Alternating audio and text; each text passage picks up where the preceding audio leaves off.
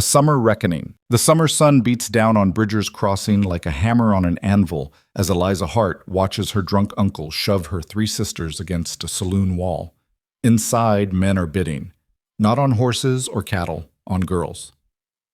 13-year-old May can't stop crying. Ruby's fists are clenched so tight her nails draw blood. Nell has gone silent, the way rabbits do before the hawk strikes. Their uncle sold them to pay a poker debt, and in 60 seconds, the auction will start. Eliza has no weapon, no money, and no plan. Just 4 lives she refuses to let end in this godforsaken dust trap. If you're watching from anywhere in the world, drop your city in the comments below. I want to see how far this story travels. Hit that like button and stay with me until the end, because what happens next will break your heart and put it back together. The heat was a living thing. It rose from the packed dirt of Bridger's Crossing in waves that bent the horizon, turned the air to soup, and made every breath taste like dust and desperation. Eliza Hart stood in the narrow strip of shade beside the Silver Spur Saloon, her back pressed against wood so hot it nearly burned through her dress, and watched her uncle's hands shake. Not from fever, not from cold, from fear and drink, and the particular brand of cowardice that sold children to cover gambling debts. Girls, his voice cracked.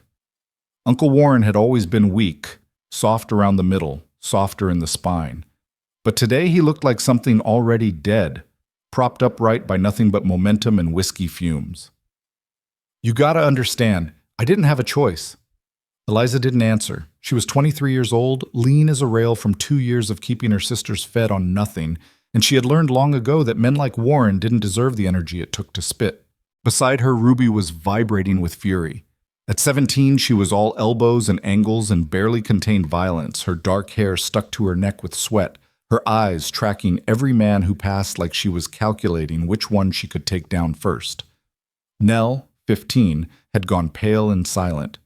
She had a sketchbook clutched to her chest like a shield, and her lips were moving soundlessly, counting maybe, or praying to someone who wasn't listening. And May was 13 and she was crying so hard she couldn't breathe. "Eliza," she whispered, her voice high and thin. "Eliza, I don't want to go inside." "You're not going inside." Eliza reached out and gripped May's hand, felt the small bones and the dampness of her palm. "None of us are." Warren laughed, a wet, broken sound. "You think you got a say in this? You think I got a say?"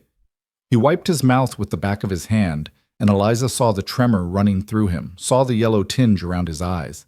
"Marcus Dean owns you now. He won the deed to the farm, and he wants payment. You 4 are the payment. You lost our home in a poker game." Eliza's voice was flat, but beneath it was a rage so cold it felt like iron. "Our parents' home. The land Mama and Papa worked themselves to death to keep." "They're dead!" Warren's voice rose, shrill and defensive.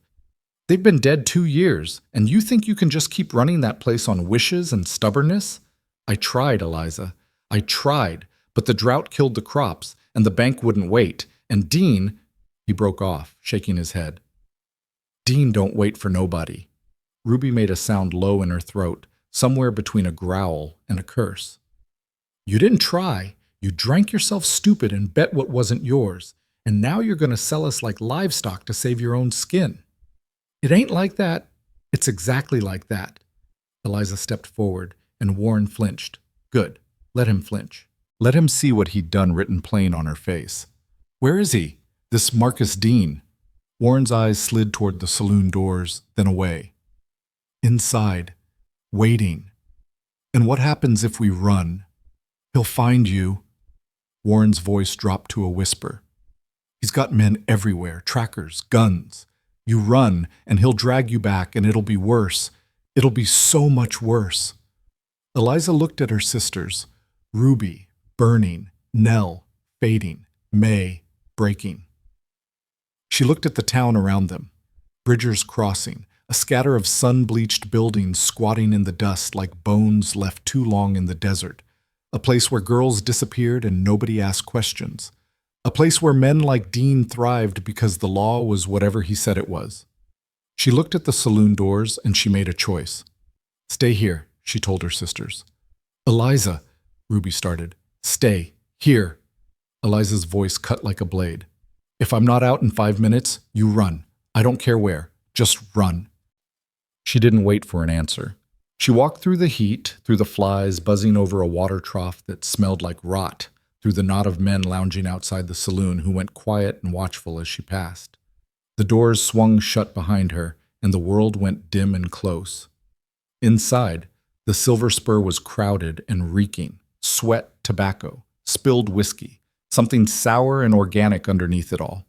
Men lined the bar and filled the tables, their voices a low rumble that dropped to near silence when Eliza stepped into view.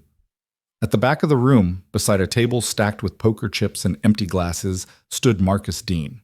He was tall and lean, dressed in a fine gray suit that looked obscene in this heat, in this place. His hair was dark and slicked back, his face sharp and handsome in a way that made Eliza think of predators, wolves maybe, or the hawks that circled dying cattle. He smiled when he saw her.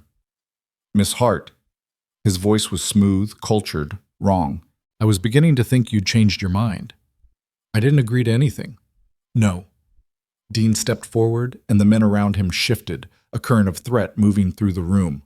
But your uncle did, and debts, Miss Hart, must be paid. Eliza held her ground. We're not currency. Everything's currency if you know the market.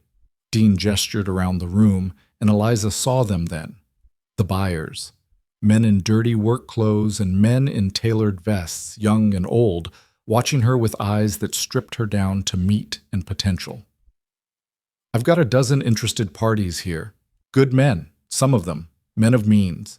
Your sisters will have roofs over their heads, food in their bellies.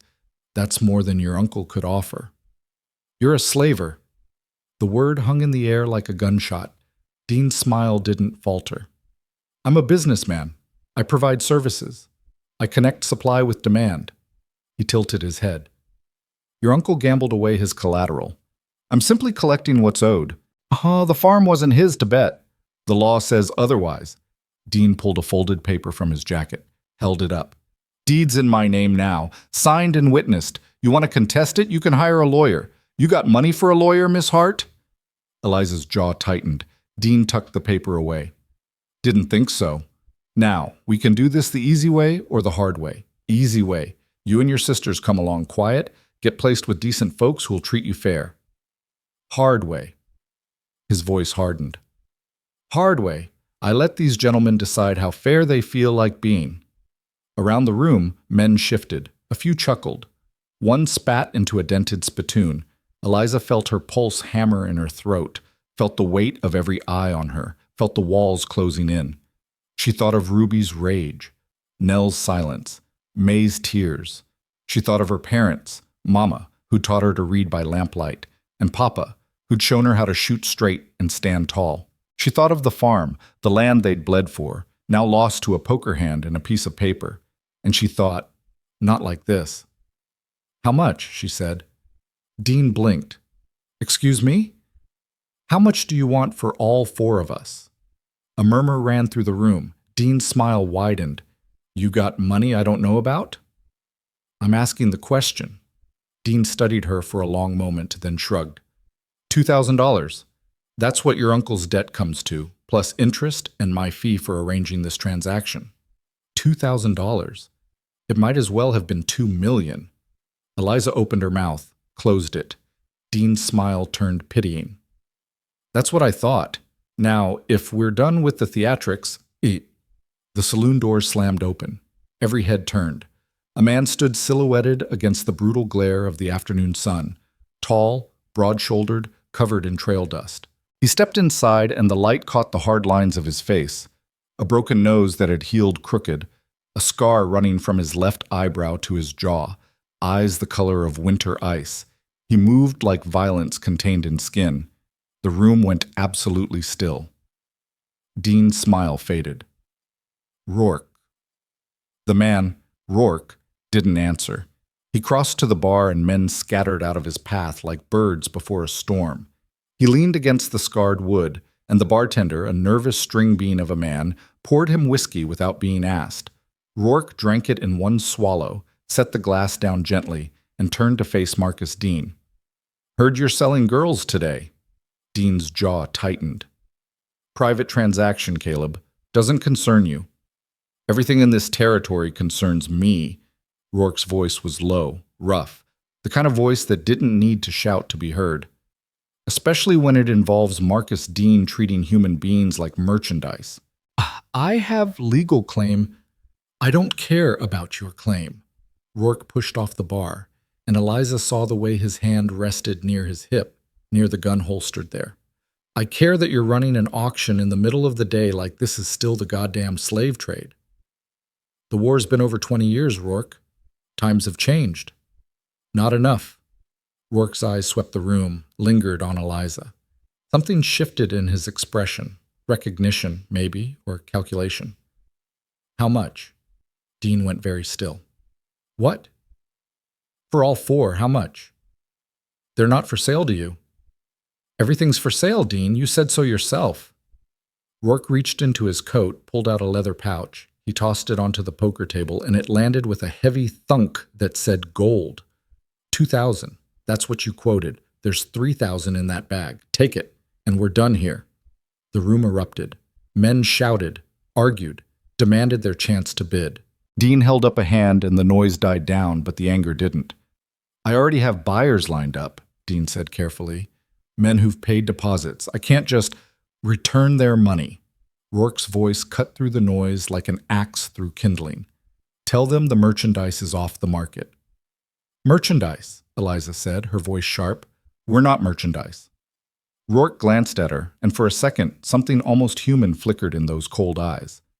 No, ma'am, you're not. But if I have to use his language to get you out of here, I will. Dean was shaking his head. This is irregular. I have contracts, obligations. Rourke took a step forward, just one. The men around Dean stepped back. Marcus, Rourke said softly. Take the money. The silence stretched. Eliza could hear her own heartbeat, could hear the creak of floorboards as men shifted their weight, could hear a fly buzzing against a grimy window. Dean's hand hovered over the pouch.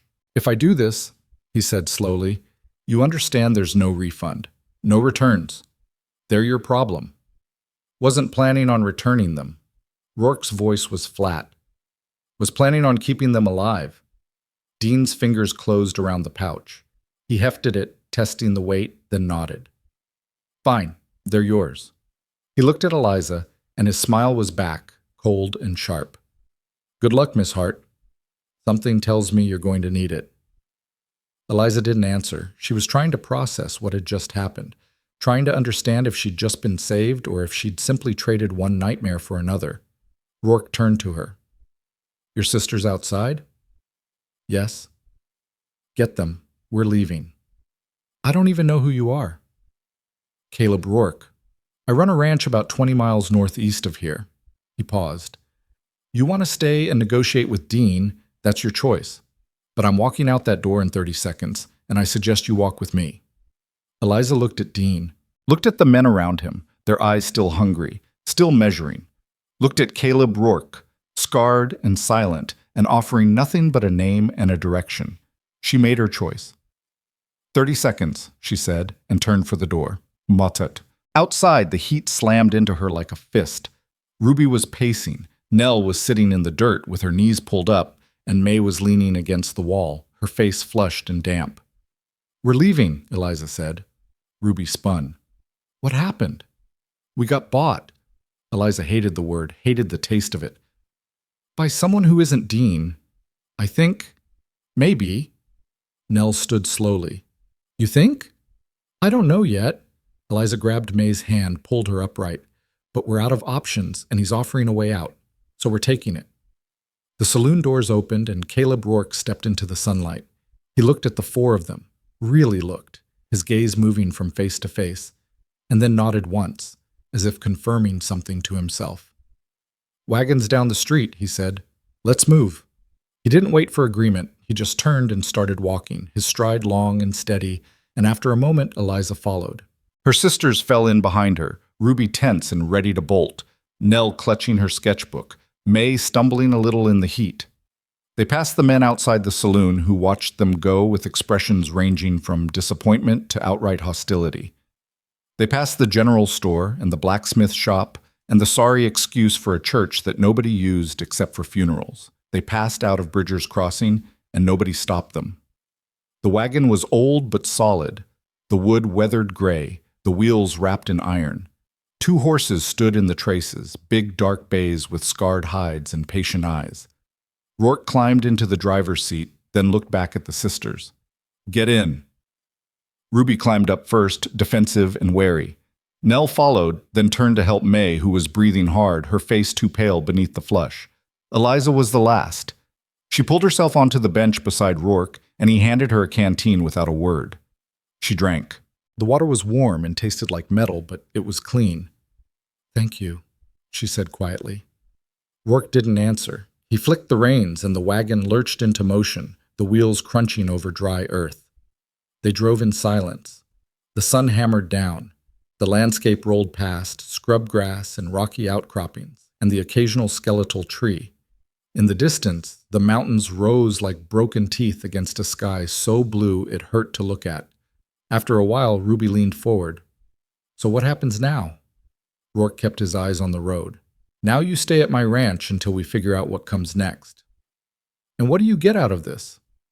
"Peace of mind," Ruby snorted. "Nobody spends $3,000 on peace of mind." "I do." "Why?" Rourke was quiet for a long time, then, "Because I've seen what men like Dean do to people, and I'm tired of seeing it."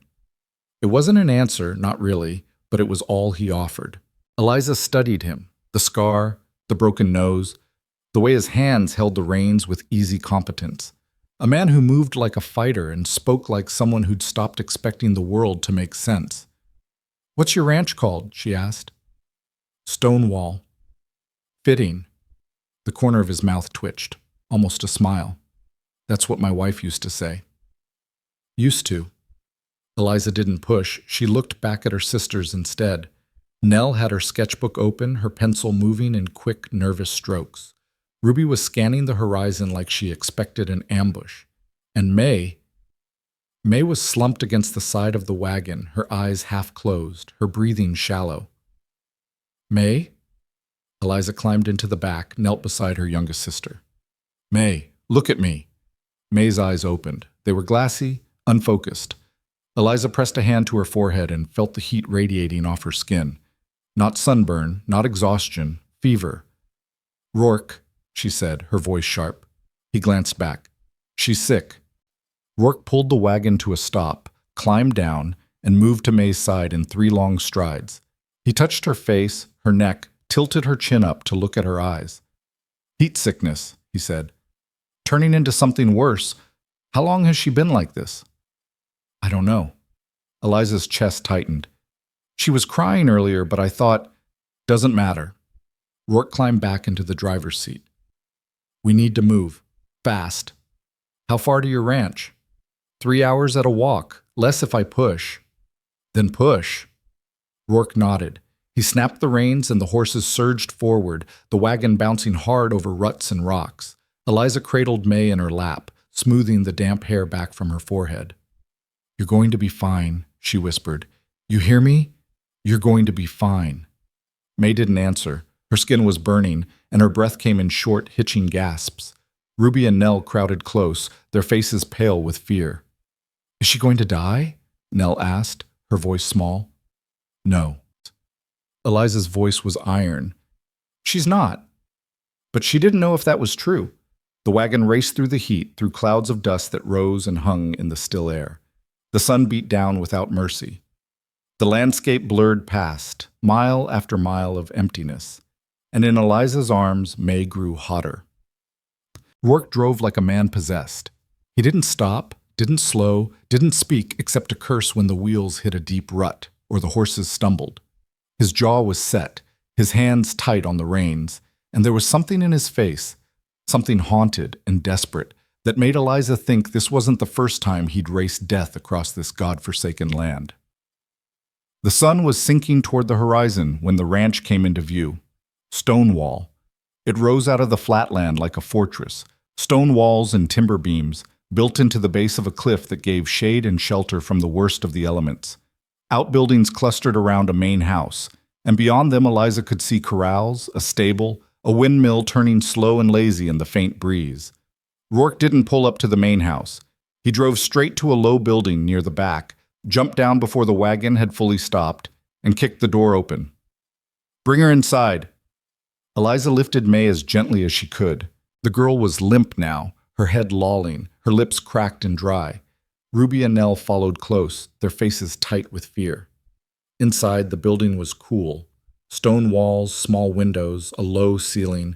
A table sat in the center of the room, and Rourke swept everything off it with one arm. "Put her here." Eliza laid May down. Rourke was already moving, pulling jars and bottles from a shelf, filling a bowl with water from a covered barrel. "What are you doing?" Ruby demanded. "Saving her life." Rourke soaked a cloth in the water, wrung it out, and laid it across May's forehead. Heat sickness turns into fever if you're not careful. Fever turns into delirium. Delirium turns into... He broke off, his jaw tight. "I'm not letting it get that far." He worked with a precision that spoke of experience, cooling her skin, forcing water between her lips a few drops at a time, crushing herbs into a paste that he spread on her wrists and throat. "Where'd you learn this?" Eliza asked. Rourke didn't look up. "My wife." "Used to." The word hung between them again, heavy with meaning. For hours, Rourke didn't stop. He changed the cloths when they grew warm, monitored May's breathing, adjusted the mixtures he was using. Ruby and Nell hovered close, helpless and terrified. Eliza stood near the door, watching this stranger fight for her sister's life with the kind of grim determination that came from losing before. Finally, as the light outside faded to purple and the first stars appeared, May's breathing steadied. The heat began to leave her skin. Her eyes fluttered open, confused and glassy but aware. "Eliza?" she whispered. Eliza was at her side in an instant, gripping her hand. "I'm here. I'm right here." May's fingers curled weakly around hers. "Where are we?" "Somewhere safe." "Promise?" Eliza looked at Caleb Rourke still standing over the table, his face unreadable. "Promise," she said. And for the first time since Bridger's Crossing, she thought it might even be true. May slept through the night in that cool stone room, her breathing finally even and deep, while Eliza kept watch from a wooden chair that had seen better decades. Ruby and Nell had curled up on blankets in the corner, exhausted beyond fear, but Eliza couldn't let herself rest. Every time her eyes started to close, she saw the saloon again, saw Dean smile, saw the men measuring her sisters like livestock at market. Caleb Rourke had disappeared sometime after midnight, slipping out without a word, and Eliza had been grateful for the silence. She didn't know what to make of him yet, this scarred stranger who'd bought them with a bag of gold and then spent half the night saving May's life. Men didn't do things like that without wanting something in return. Her father had taught her that much before the drought killed him. When dawn light started filtering through the high windows, May stirred. Her eyes opened, clearer now, and she looked around the unfamiliar room with the confused expression of someone waking from a fever dream. "Eliza?" "Right here." Eliza leaned forward, brushed the damp hair back from May's forehead. The fever had broken completely, leaving her sister pale and weak but alive. "How do you feel?" "Like I got trampled by a horse." May's voice was scratchy, thin. "Where are we?" "A ranch called Stonewall, about 20 miles from Bridger's Crossing." May's face went tight with memory.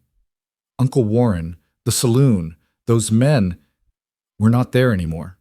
Eliza kept her voice steady, calm, even though her own hands wanted to shake. "Someone bought us out of that auction, brought us here." "Bought us?" May's eyes filled with tears. "We got sold anyway." "I know." Eliza gripped her sister's hand. "But we're alive, and we're together, and that's what matters right now." Ruby stirred in the corner, then sat up fast, her hand going to her side where Eliza knew she'd tucked the kitchen knife she'd been carrying since their parents died. Old habit, useless protection, but Ruby held on to it like a talisman. "May's awake," Eliza said quietly. Ruby scrambled over, dropped to her knees beside the table. "You scared the hell out of us." "Language," May whispered, but she was smiling a little. "I'll curse if I want to. You almost died." "I'm fine now." You're not fine. You look like death warmed over. Ruby's voice cracked, and she looked away fast, blinking hard. Just don't do that again. Nell woke more slowly, unfolding from her blanket like a cat, her dark hair tangled around her face. When she saw May awake, her whole body sagged with relief. Thank God, she breathed. The door opened and Caleb Rourke stepped inside carrying a tray. He'd cleaned up since last night, washed the trail dust off, changed into a fresh shirt, but the scar and the broken nose and the winter-cold eyes were the same. He set the tray on a side table without ceremony. Broth, he said, weak tea, bread if she can keep it down. May struggled to sit up, and Eliza helped her, stuffing a folded blanket behind her back for support. Rourke poured the broth into a tin cup, handed it to May without looking directly at her. Sip it slow, he said. Your stomach's been through hell. May took the cup with shaking hands, drank carefully. The broth was simple. Chicken and herbs, salt, and something else Eliza couldn't identify, but May's face showed pure relief. Thank you, she whispered. Rourke nodded once, then turned to leave. Wait, Eliza said. He stopped, his hand on the doorframe. We need to talk. About what? About what happens now. Eliza stood, crossed her arms. You paid $3,000 for 4 girls you don't know. Either you're the best Christian in Colorado Territory, or you want something. Which is it? Ruby made a sound of approval. Nell watched with wide eyes. Rourke turned slowly, and his expression was unreadable. I want you to stay alive and stay out of Marcus Dean's hands. That's all. Nobody spends that kind of money on charity. I do. Why? The question hung in the air between them. Rourke's jaw tightened, and for a moment Eliza thought he wouldn't answer. Then he sighed, a sound like air leaving a punctured lung. Because 20 years ago, my wife and daughter were killed by men who thought human beings were property. Because I've spent every day since then trying to make sure it doesn't happen to someone else. Because Marcus Dean is a cancer in this territory, and every time I can cut out a piece of his operation, I do. He met Eliza's eyes. Good enough? The words landed like stones in still water. Your wife and daughter, Eliza said carefully. What happened to them? Raiders burned our homestead. I was in town buying supplies. By the time I got back, he broke off, his hand curling into a fist. They were gone. House was ash. Found their bodies in what used to be the kitchen. The room went silent except for May's quiet breathing. Nell's voice was barely a whisper. I'm sorry. Rourke shook his head. It was a long time ago. Different life. He looked at each of them in turn. You're safe here. That's not charity. It's justice. Dean doesn't get to win. Not this time. And when he comes looking for us? Ruby's voice was hard. Because he will. Men like that don't let go of property. Let him come. Rourke's voice was flat, final. This ranch has walls 3 feet thick and gun ports in every room. I've got enough ammunition to hold off an army, and I know this land better than anyone alive. Dean's men come here, they'll leave in boxes. Eliza studied him. The scar that bisected his face told a story of violence survived. The steadiness in his voice told a story of violence prepared for. This was a man who'd lost everything once and built himself into something that couldn't be broken a second time. How long can we stay? She asked. Long as you need. And what do you expect from us in return? Rourke looked genuinely puzzled. Expect? Work, cooking, cleaning, whatever it is men usually want when they take in women. Ruby's voice was sharp with suspicion. Understanding crossed Rourke's face, followed by something that might have been anger or disgust or both. I'm not running a brothel, and I'm not looking for unpaid labor. You want to help around the ranch? Fine. You want to sit on your hands until you figure out your next move? Also fine. But nobody here touches you, nobody owns you, and nobody tells you what to do except me when it comes to safety. He paused. Clear? Crystal, Eliza said. Rourke nodded. Good. Finish eating. When May's strong enough to walk, I'll show you the main house. He left before anyone could respond, the door closing behind him with a soft click. Ruby let out a long breath. I don't trust him. You don't trust anyone, Nell said. Smart policy. Ruby stood, began pacing the small room like a caged animal. We don't know this man. We don't know what he really wants. For all we know, he's worse than Dean. He saved May's life, Eliza pointed out. So? Maybe he just wants healthy merchandise. He didn't touch us. Didn't even look at us wrong. Eliza kept her voice level, but she understood Ruby's fear, understood it bone deep. I'm not saying we trust him blindly. I'm saying we're alive, we're together, and we're not in that saloon. That's more than we had yesterday. May set down her empty cup. I trust him. They all turned to look at her. Why? Ruby demanded. Because when I was dying, he didn't give up. He could have. Would have been easier. But he fought for me like I mattered. May's voice was quiet, but certain. People who do that aren't the same as people who sell children. Ruby opened her mouth to argue, then closed it. She walked to the window, stared out at the ranch compound slowly brightening in the morning sun. Fine, she said finally. We stay. But the first sign he's lying, the first time he tries something, we run, Eliza finished. Agreed. They gave May another hour to rest and eat before venturing outside. The heat was already building, the sky that painful blue that promised another scorching day, but the stone walls of the ranch kept the worst of it at bay. Eliza helped May to her feet, steadied her when she swayed. I can walk, May protested. Prove it. May took 3 steps and nearly fell. Eliza caught her, and Ruby moved to her other side without a word. Together, they guided their youngest sister out into the compound. Stonewall Ranch sprawled across the base of a red rock cliff that provided shade and protection from the north. The main house was built of the same dark stone as the medical building, 2 stories tall with a wide porch and shuttered windows. Outbuildings clustered around it, a barn, a stable, a smokehouse, a structure that looked like a bunkhouse. Beyond them, corrals held horses and a few cattle, and further out Eliza could see fields of scrub grass and the dark line of a creek bed. It was isolated, defensible, and clearly built by someone who expected trouble. Caleb Rourke emerged from the main house as they approached. He'd strapped on a gun belt, and the weapon sat easy on his hip like it belonged there. House tour, he said without preamble. Pay attention. I'm only doing this once. The inside of the main house was cooler than outside, the thick walls and high ceilings creating a buffer against the heat. The main room was large and sparsely furnished. A long table, a few chairs, a stone fireplace that looked like it could roast a whole pig. Everything was clean but worn, used hard and cared for. Rourke pointed to doors as they passed. Kitchen, pantry, my study. Stay out unless I invite you in. Upstairs are 4 bedrooms. You can take the 3 on the east side, mine's on the west.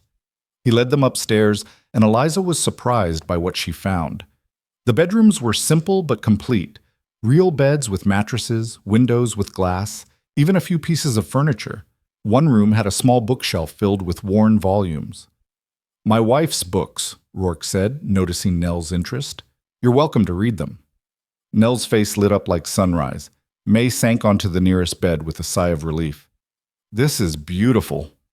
It's functional. Rourke's voice was gruff. Bathroom's at the end of the hall. Water comes from a spring up the cliff. Stays cold even in summer. You want a hot bath? There's a tub in the wash house outside. Heat your own water. Ruby was examining everything with a critical eye. You live here alone? Mostly. I've got 2 ranch hands who work the cattle and horses, Silas Crowley and his son Danny. They've got their own place about 5 miles east. Come around every few days to check in. That's it? Eliza asked. 2 hands for a spread this size? I don't run a big operation anymore. Enough cattle to sell, enough horses to work, enough work to keep me from thinking too much. Rourke moved to the window, looked out over his land. Used to be different. Used to have a dozen hands, big herds, plans to expand. Then the fire happened and he stopped. Different life? The silence stretched. Nell cleared her throat. What do you want us to do? I mean, how can we help? Rourke turned, and there was something almost surprised in his expression, like he'd forgotten people actually offered to help without being forced. You don't have to do anything. We're not charity cases, Ruby said sharply. Didn't say you were. Then let us work. We're not going to sit around being useless. Rourke studied her for a long moment, and Eliza saw the way his eyes cataloged Ruby's defensive posture, her clenched fists, her chin lifted in challenge. This was a girl who needed to fight because surrendering felt like dying. "Fine," he said. "Ruby, you know horses?" "Some." "Stable needs mucking. Fences need mending. You do that and we'll call it even." He turned to Nell. "You?" "I draw. I'm not very strong." "Don't need strong. Need someone who pays attention to detail. Garden behind the house is going to hell. You keep it alive, grow what you can. Deal?" Nell nodded, looking relieved. Rourke looked at Eliza. "You?" "Whatever needs doing." "That's not an answer." Eliza met his eyes. "I can cook, clean, mend, shoot, and keep accounts. My father taught me to run a farm before he died. Put me where I'm useful." Something shifted in Rourke's expression. Respect, maybe. "House needs managing. Supplies need tracking. If you can do that without burning the place down, the job's yours." "Consider it done." "Good." Rourke moved toward the door. "May stays in bed until her strength comes back. No arguments," he added when May opened her mouth to protest. "You pushed yourself too hard yesterday, and it nearly killed you. Rest, heal, then we'll talk about work." May subsided, scowling. Rourke paused at the door. "One more thing. At night, you lock your doors. You hear anything strange, you stay in your rooms and you stay quiet. Someone comes to this house who isn't me or Silas or Danny, you assume they're hostile and you act accordingly." "You expecting trouble?" Eliza asked. "Always." Rourke's hand rested on his gun.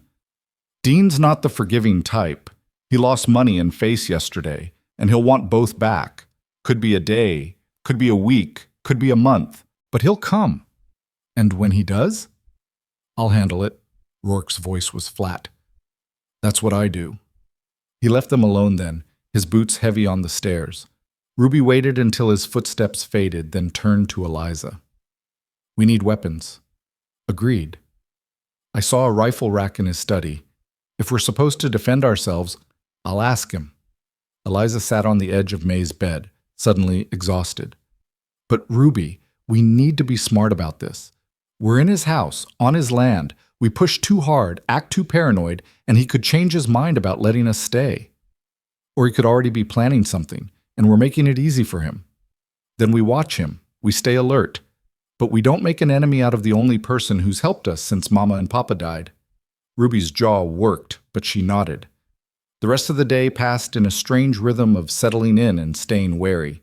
Eliza explored the kitchen, took inventory of supplies: flour, salt, dried beans, coffee, preserves. Enough to last months if they were careful.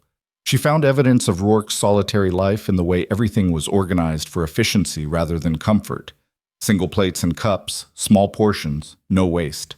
Ruby disappeared to the stable and came back hours later covered in dust and horse smell, looking more settled than she had since Bridger's Crossing.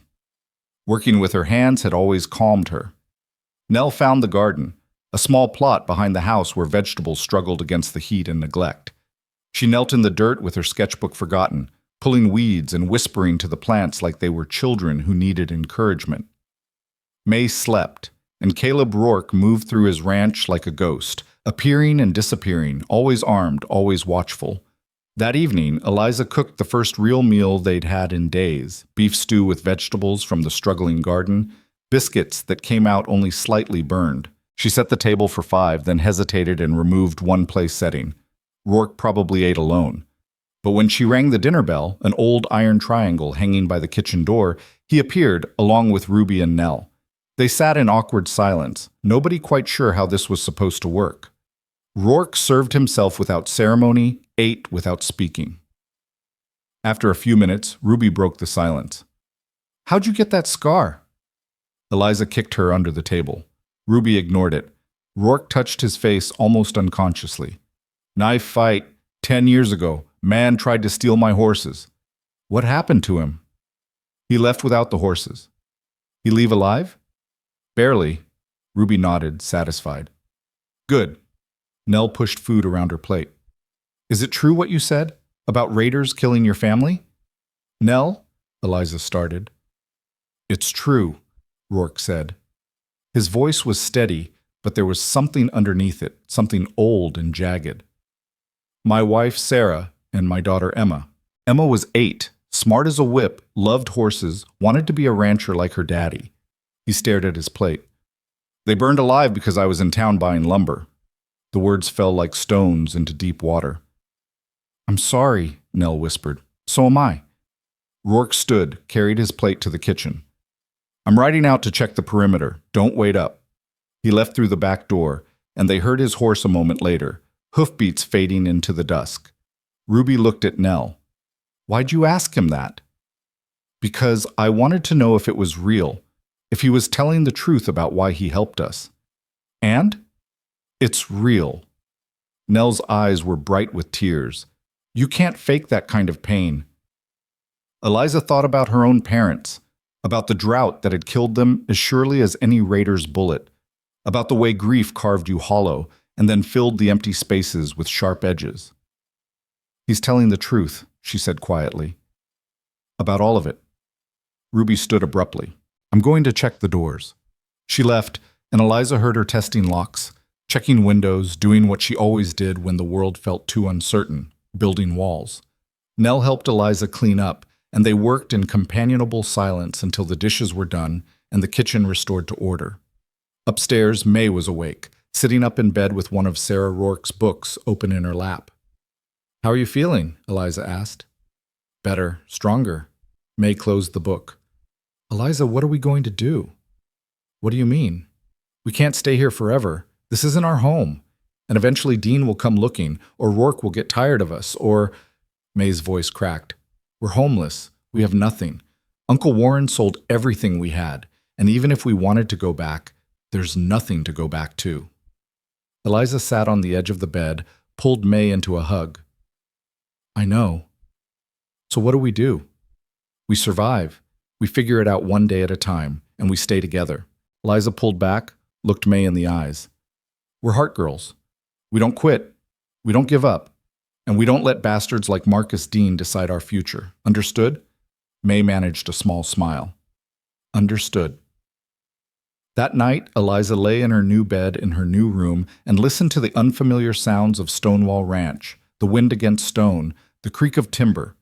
Somewhere in the distance, a coyote called, and another answered. She thought about Caleb Rourke, riding the perimeter of his fortress, guarding against threats both real and remembered. She thought about the way he'd fought for May's life like it mattered, like she mattered. She thought about the pain in his voice when he'd talked about his daughter, and she thought about Marcus Dean back in Bridger's Crossing, plotting and planning. Ruby had been right about one thing. Dean would come. Men like that always did. Eliza stared at the ceiling and made herself a promise. When he came, they'd be ready. 3 days passed in careful routine. Ruby worked the stable until the horses gleamed and the fences stood straight. Nell coaxed the garden into reluctant life, her hands perpetually dirt-stained and her face peaceful in a way Eliza hadn't seen since before their parents died. May grew stronger, graduated from bed to sitting on the porch, then to short walks around the compound. And Eliza ran the house with the same fierce efficiency she'd once run her family's farm. She cataloged supplies, planned meals, mended what was torn and cleaned what was dirty. She watched Caleb Rourke and learned his patterns. Early riser, endless worker, ate little, spoke less, disappeared after dark to ride the perimeter. On the 4th morning, a rider appeared on the horizon. Rourke saw him first. Eliza was in the kitchen when she heard the sharp whistle, Rourke's warning signal. She grabbed the rifle he'd finally given her after 2 days of asking, checked that it was loaded, and moved to the window. Thudded and moved to. Ruby appeared from the stable, her own rifle in hand. Nell ran from the garden. May limped out from the porch. Inside, Rourke called. Now. They obeyed, gathering in the main room while Rourke positioned himself on the porch, one hand on his gun. The rider came closer, resolved into an older man on a paint horse, and Rourke's stance relaxed. Silas, he called. The rider, Silas Crowley, Eliza assumed, pulled up in front of the porch. He was maybe 60, weathered and lean, with a gray beard and sharp eyes that took in everything. Caleb, his voice was rough. Heard you had company. Word travels fast. Word travels when you buy 4 girls out of Marcus Dean's auction and embarrass him in front of half the territory. Silas dismounted, tied his horse. People are talking. Let them talk. It's more than talk, Caleb. Dean's putting the word out. Says you stole property that was legally his. Says he's offering a reward for information on where you took them. Rourke's jaw tightened. How much? $1,000. That's a lot of money for pride. It's not pride, it's business. Silas climbed the porch steps. He's also telling people you're harboring fugitives, that you're breaking territorial law, that anyone who helps you is complicit. Fugitives from what? An illegal auction? Doesn't matter if it's true. Matters what people believe. Silas glanced toward the house.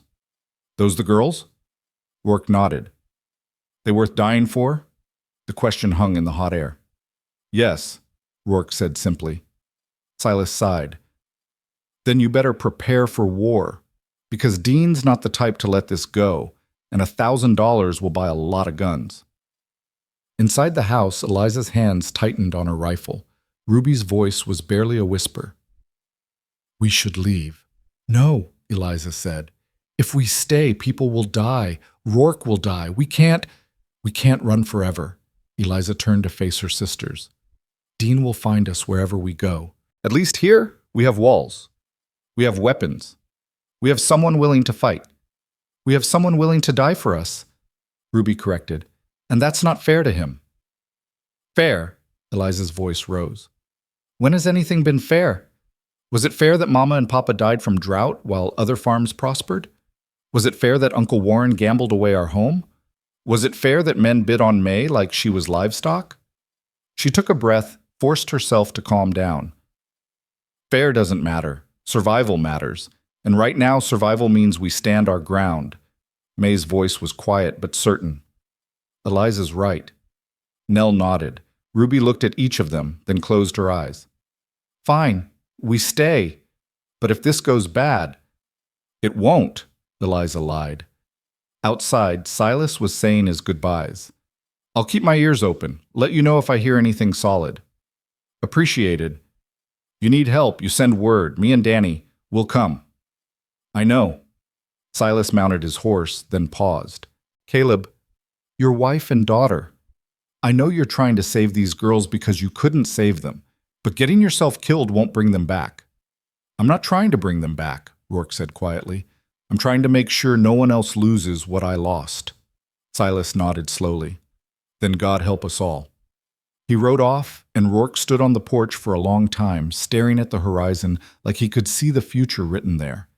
When he finally came inside, his face was set like stone. We need to talk, he said. They gathered around the long table in the main room, the four sisters on one side and Caleb Rourke on the other, like opposing armies negotiating terms. The afternoon sun slanted through the windows, turning the dust motes into gold and making the tension visible in the air between them. Rourke didn't waste time with pleasantries. Dean's offering $1,000 for information on your location. That's enough money to turn half the territory into bounty hunters. So we leave, Ruby said immediately. Tonight, before anyone comes looking. And go where? Rourke's voice was flat. Dean's got connections from here to Denver. You run, you'll be looking over your shoulder for the rest of your lives. Every stranger could be working for him. Every town could be a trap. Better than getting you killed defending us. That's my choice to make, not yours. Ruby's hands curled into fists on the table. We didn't ask you to buy us. We didn't ask you to make us your cause. And we sure as hell didn't ask you to die for us. No, you didn't.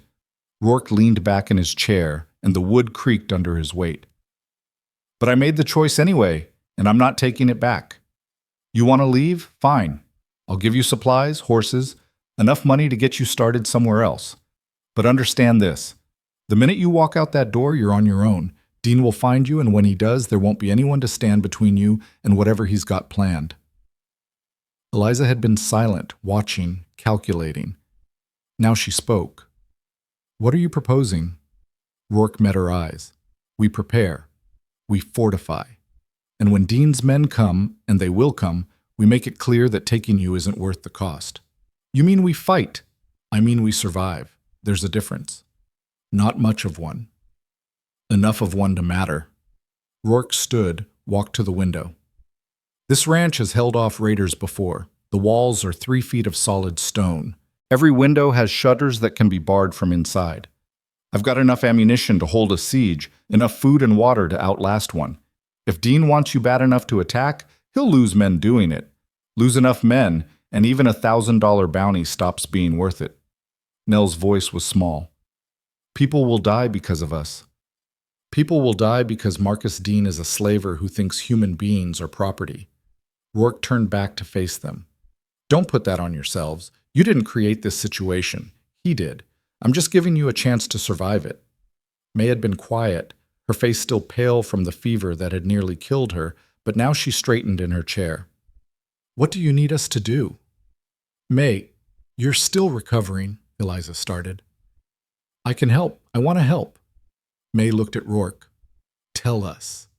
Rourke studied her for a long moment, then nodded. First thing, you learn this ranch inside and out. Every room, every exit, every place you can hide or defend. Second, you learn to shoot, all of you. Ruby's got some experience, but the rest of you need to be able to hit what you're aiming at. I can shoot, Eliza said. My father taught me. Good. Then you teach your sisters. Rourke moved to a cabinet, pulled out a rolled sheet of paper, spread it on the table. It was a hand-drawn map of the ranch, detailed and precise. Third, you memorize this. If something happens to me, if you need to run, there's a tunnel that leads from the cellar to a cave system in the cliff. Follow it north for half a mile, and you'll come out near Silas Crowley's ranch. He'll get you to safety.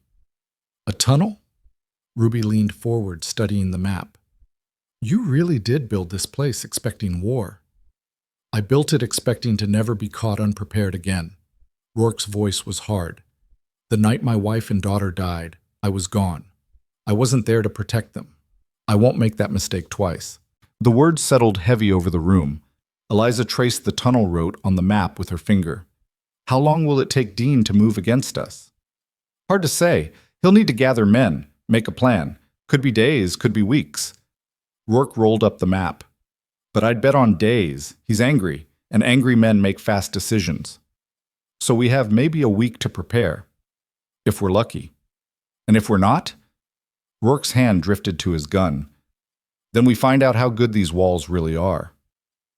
That night, sleep came hard for all of them. Eliza lay in the darkness and listened to the ranch settling, every creak and groan suddenly sinister, every shadow potentially hostile. Twice she got up to check the locks on her door and windows, and the second time she found Ruby in the hallway doing the same thing. Can't sleep either? Ruby whispered. No. They stood together in the dark, two sisters who'd lost everything and were now preparing to fight for what little they'd found. I'm scared, Ruby admitted quietly. I'm so scared I can barely breathe. Eliza pulled her into a hug. Me too. But we're doing this anyway. We're doing this anyway. Ruby pulled back, and even in the darkness, Eliza could see the fierce determination in her eyes. Then let's make damn sure we're ready. The next morning, Rourke started their education in survival. He began with the ranch itself, walking them through every room, every corridor, every hidden space. The cellar held not just food stores, but weapons. Rifles, shotguns, revolvers, all cleaned and oiled and ready. Ammunition boxes lined one wall, enough to supply a small army. How long have you been preparing for this? Nell asked, her voice awed. 20 years. Rourke handed each of them a rifle. Check the weight. Feel how it balances. You're going to be carrying these until they feel like part of your body. They spent the morning learning to hold the weapons properly, to sight down the barrel, to understand the mechanics of loading and firing. Rourke was patient but demanding, correcting their grip, their stance, their breathing. A gun's not magic, he said. It's a tool. Respect it, understand it, and it'll save your life. Treat it carelessly, and it'll kill you or someone you care about. May struggled with the weight of the rifle, her arms still weak from the fever. Rourke swapped it for a smaller carbine, showed her how to brace it against her shoulder. Better? He asked. May nodded, her face tight with concentration. By afternoon, they'd moved to the shooting range Rourke had set up behind the barn, a clear stretch of ground with targets at varying distances. He demonstrated first, his movements economical and precise. The shots cracked through the hot air, and every target showed a clean hit center mass. "Your turn," he said. Eliza went first. She'd been telling the truth about her father teaching her to shoot, but it had been 2 years, and her first few shots went wide. She adjusted, compensated for the wind and the heat shimmer, and the next shot punched through the target's center. Rourke nodded approval. Again. Ruby had a natural talent for it, her anger giving her focus. She emptied her rifle into the target with methodical precision, each shot closer than the last. Nell was timid, flinching with every shot, but she kept trying even when her hands shook and her eyes filled with frustrated tears. "Breathe," Rourke told her. "Squeeze the trigger. Don't pull it. Let the shot surprise you." Nell tried again, and this time the bullet hit the target. Not center, but close enough. "Better," Rourke said. "Do it 100 more times." May was the biggest challenge. She was weak, easily tired, and the recoil of even the carbine was almost too much for her. But she refused to give up, gritting her teeth and firing until Rourke finally called a halt. "That's enough for today. You'll hurt yourself if you push too hard." May lowered the carbine, her hands trembling. "I need to be able to protect myself." "You will. Give it time." "We might not have time." Rourke's expression softened almost imperceptibly. "Then we'll make time." The days blurred together in a rhythm of preparation and watchfulness. They learned the tunnel system, practiced moving through it in the dark, memorized the route to Silas Crowley's ranch. They learned to bar the windows and reinforce the doors, to create firing positions in every room. They learned to work as a unit, communicating with hand signals and whistle codes. And slowly, the ranch became less of a refuge and more of a fortress. Silas came by twice more, bringing news from the territory. Dean was hiring men, spreading his story about stolen property and lawless ranchers. Some believed him. Others didn't care as long as the money was good. The consensus was that Dean was building towards something, gathering his forces for a move. "How many men?" Rourke asked. "Best guess? 8, maybe 10. Silas scratched his beard. "Enough to be a problem." 8 men against stone walls and prepared defenders. Rourke's voice was calm. "I've faced worse." "You were younger then, and you had more to lose." "I've still got plenty to lose." Silas glanced toward the house where the sisters were cleaning rifles on the porch. "They're getting better. Ruby's got real talent with a gun." "She's got talent for survival. The gun's just an extension of that." "And the others?" "Nell's coming along. May's still weak. Eliza—" Rourke paused. "Eliza's got steel in her spine. She'll do what needs doing when the time comes." "You care about them." It wasn't a question, but Rourke treated it like one. "I care about keeping them alive." "That's not what I said." Rourke was quiet for a long moment. "They remind me of Sarah and Emma, the way they look out for each other, the way they refuse to quit even when the world's against them." His hand curled into a fist. "I couldn't save my family. Maybe I can save them. Or maybe you'll die trying. Then I'll die doing something that matters." Silas sighed. "When this is over, if we all survive, you need to think about what comes next. You can't spend the rest of your life fighting other people's wars. Watch me." That night, Eliza found Rourke in his study, a room she'd been told to stay out of but now entered anyway. He was sitting at a desk covered in papers, a bottle of whiskey at his elbow, staring at a photograph in a tarnished silver frame. "I'm sorry," she said. "I didn't mean to intrude." "You're not." Rourke set the photograph face down. "What do you need?" "I wanted to thank you for all of this, for giving us a chance." "Don't thank me yet. We haven't won. We haven't lost either." Eliza stepped closer, saw the photograph was face down but could imagine what it showed. A woman and a child, frozen in time, never aging, never leaving. "Silas said you're doing this because we remind you of them." Rourke's jaw tightened. "Silas talks too much." "Is it true? Does it matter?" "Yes." Eliza sat in the chair across from him. "Because if you're doing this for them instead of us, you might make mistakes. Might take risks you shouldn't take because you're trying to rewrite history." Rourke looked at her, really looked, and Eliza saw the surprise in his eyes that she'd understand this, that she'd name it so plainly. "You're not stupid," he said finally. "No, I'm not. And neither are you, so tell me the truth." Rourke picked up the whiskey bottle, took a long drink, set it down. "You're right, partly. I see Sarah in you, the way you hold your family together. I see Emma and May. Same age, same stubborn determination to be stronger than she is." He turned the photograph back over, and Eliza saw a woman with dark hair and laughing eyes, a girl with braids and a gap-toothed smile. "But I'm not trying to bring them back. I know they're gone. I've known for 20 years. Then what are you trying to do?" "Make sure their deaths meant something. Make sure I use what I learned from losing them to save someone else." Rourke met her eyes. "Is that good enough? Or do you need a purer motive?" Eliza thought about it, about the complicated tangle of grief and guilt and determination that drove people to do impossible things.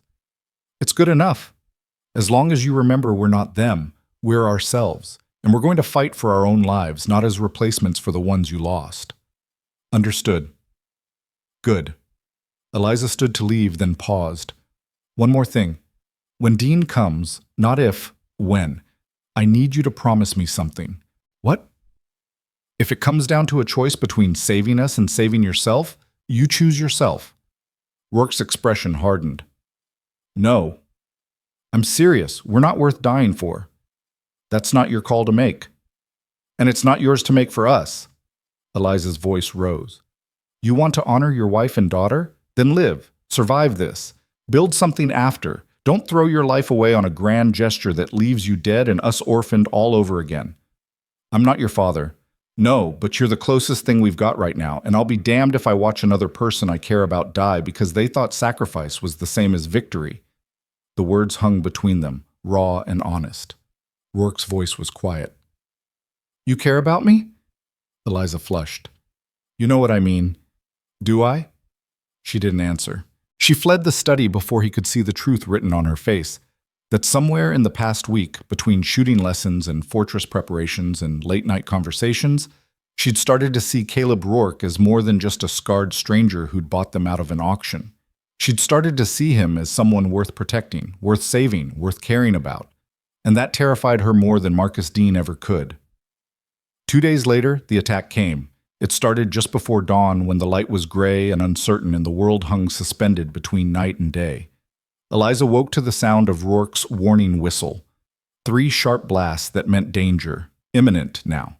She was out of bed and armed in seconds, her rifle in her hands, her heart hammering against her ribs. She ran to wake her sisters, found Ruby already up and barricading her door, Nell frozen with fear, May struggling to rise. "Stay calm," Eliza commanded, "exactly like we practiced." They moved through the house in formation, gathering in the main room where Rourke was already positioned at a window, his rifle steady. "How many?" Eliza asked. 8 that I can see. Could be more." Rourke didn't take his eyes off the approaching riders. "They're spreading out, trying to surround us." Ruby took position at the opposite window. "What's the plan?" "We let them get close enough to know we're serious, then we make it clear they're not welcome." "You mean we shoot them?" "I mean we convince them that taking this ranch will cost more than they're willing to pay." The riders came closer, circling the compound like wolves around wounded prey. Eliza recognized the man in front, Marcus Dean himself, dressed in his fine gray suit like he was attending a business meeting instead of a siege. He reined in his horse about 50 yards from the house and called out, "Rourke, I know you're in there." Rourke opened a window slightly, kept his rifle trained on Dean's chest. "You're trespassing." "I'm reclaiming stolen property," Dean's voice carried across the dusty ground. "You took something that belongs to me." "People don't belong to anyone." "The law says otherwise. I've got the deed, I've got the debt, and I've got the right to collect." Dean gestured to the men around him. "Send the girls out, and we'll leave peacefully. Keep them, and this gets ugly." "It's already ugly." Rourke's voice was flat. "You trafficking in human beings made it ugly. You trying to sell children made it ugly. Me stopping you is the first decent thing that's happened in this whole mess. Last chance, Rourke, send them out." "No." Dean's expression hardened. "Then you've made your choice." He wheeled his horse around, and the men with him spurred forward, spreading out toward the outbuildings. "Here we go," Rourke said quietly. "Remember your training, pick your targets, don't waste ammunition, and for the love of everything holy, don't get shot." The first shot came from one of Dean's men, a rifle crack that sent a bullet slamming into the stone wall beside the window. Chips of rock exploded inward. Rourke returned fire, and the man who'd shot went down with a scream, clutching his shoulder. Then the world erupted into chaos. Gunfire poured in from multiple directions, the sound deafening even through the thick walls. Glass shattered, wood splintered. Eliza aimed carefully, squeezed the trigger the way Rourke had taught her, felt the rifle kick against her shoulder. She didn't know if she hit anyone, but the men attacking scattered for cover. Ruby was firing steadily, her face set in grim concentration. Nell was shooting too, though her hands shook so badly, Eliza doubted she was hitting anything. May had positioned herself at the back window, watching for anyone trying to flank them. "2 men heading for the barn," she called out. Rourke shifted position, fired twice. 1 man fell. The other dove behind a water trough. The attack was relentless but uncoordinated. Dean's men had numbers but no strategy beyond overwhelming force. They kept trying to rush the house, and Rourke kept cutting them down, not killing but wounding, making each charge cost them blood and nerve. After what felt like hours but was probably only minutes, the gunfire slowed, then stopped. Eliza's ears rang in the sudden silence. Smoke hung in the air, acrid and choking. 3 of Dean's men were down. 2 more were limping. The rest had pulled back, regrouping behind the barn and outbuildings. "Reload," Rourke ordered. "They'll try again." But the second assault didn't come from guns. It came from fire. Eliza smelled it first, smoke, thicker than gunpowder, carrying the scent of burning hay and timber. She ran to the back window and saw flames licking up the side of the barn, spreading fast in the dry summer heat. "They're burning us out," she said, her voice tight. Rourke cursed. "The wind's from the west. If that fire reaches the house—" He didn't finish. He didn't need to. They all understood. Stone didn't burn, but wood did. The roof was wood. The floors were wood. The barn was close enough that embers could jump the gap, and once the house caught, they'd have minutes to get out. "The tunnel," Ruby said. "We use the tunnel. If we run, Dean wins." Rourke was already moving, grabbing buckets. "We fight the fire first." "That's suicide!" "So is running into Dean's arms." Rourke thrust a bucket at Eliza. "There's a pump in the kitchen. Fill these. Move fast. I'll cover you." They worked like demons, filling buckets and throwing water on the spreading flames while Rourke kept watch and fired at anyone who tried to advance. The heat was brutal, the smoke choking, and the fire kept spreading despite their efforts. The barn was lost. The question was whether they could save the house. Eliza's lungs burned. Her eyes streamed tears. She could barely see, barely breathe, but she kept throwing water, kept fighting. Then May screamed. Eliza spun around and saw her youngest sister pointing toward the cliff. Smoke was pouring from the tunnel entrance, thick and black. "They found the tunnel," May gasped. "They're smoking us out." Rourke's face went hard as iron. "Basement! Now! Everyone!" They didn't argue. They ran for the basement stairs, tumbling down into the cool darkness as smoke began filtering through the floorboards above them. Rourke slammed the reinforced door shut, barred it. "There's another way out, emergency exit. I didn't show you because I hoped we'd never need it."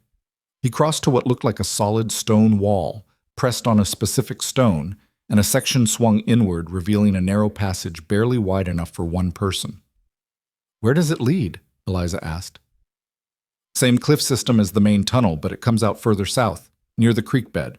It's a hell of a climb, but it'll get you clear." Ruby grabbed his arm. "You said you, not us." "Someone needs to stay behind, keep them thinking we're still fighting, give you time to escape." "No." Eliza's voice was absolute. "We all go, or none of us go." "That's not—" "We're not leaving you to die, Rourke. End of discussion." Above them, something heavy crashed to the floor. Smoke was seeping through every crack now, turning the basement air thick and unbreathable. Rourke looked at the 4 of them, these sisters he'd bought out of an auction, these girls he'd promised to protect, and something shifted in his expression. "Fine," he said. We all go. But I'm last, and if anyone falls behind, you don't wait. Understood?" They nodded, though Eliza knew she was lying. If Rourke fell, she'd go back for him. "May goes first," Rourke ordered.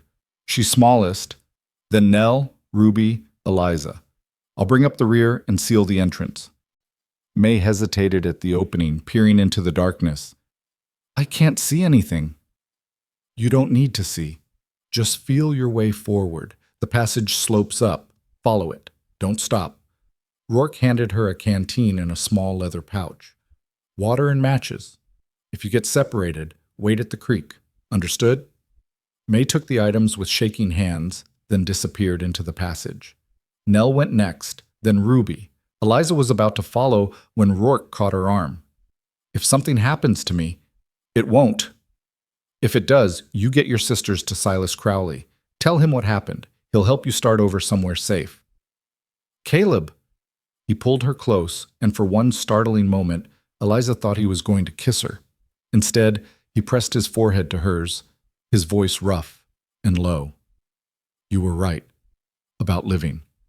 About not throwing my life away." His hands framed her face.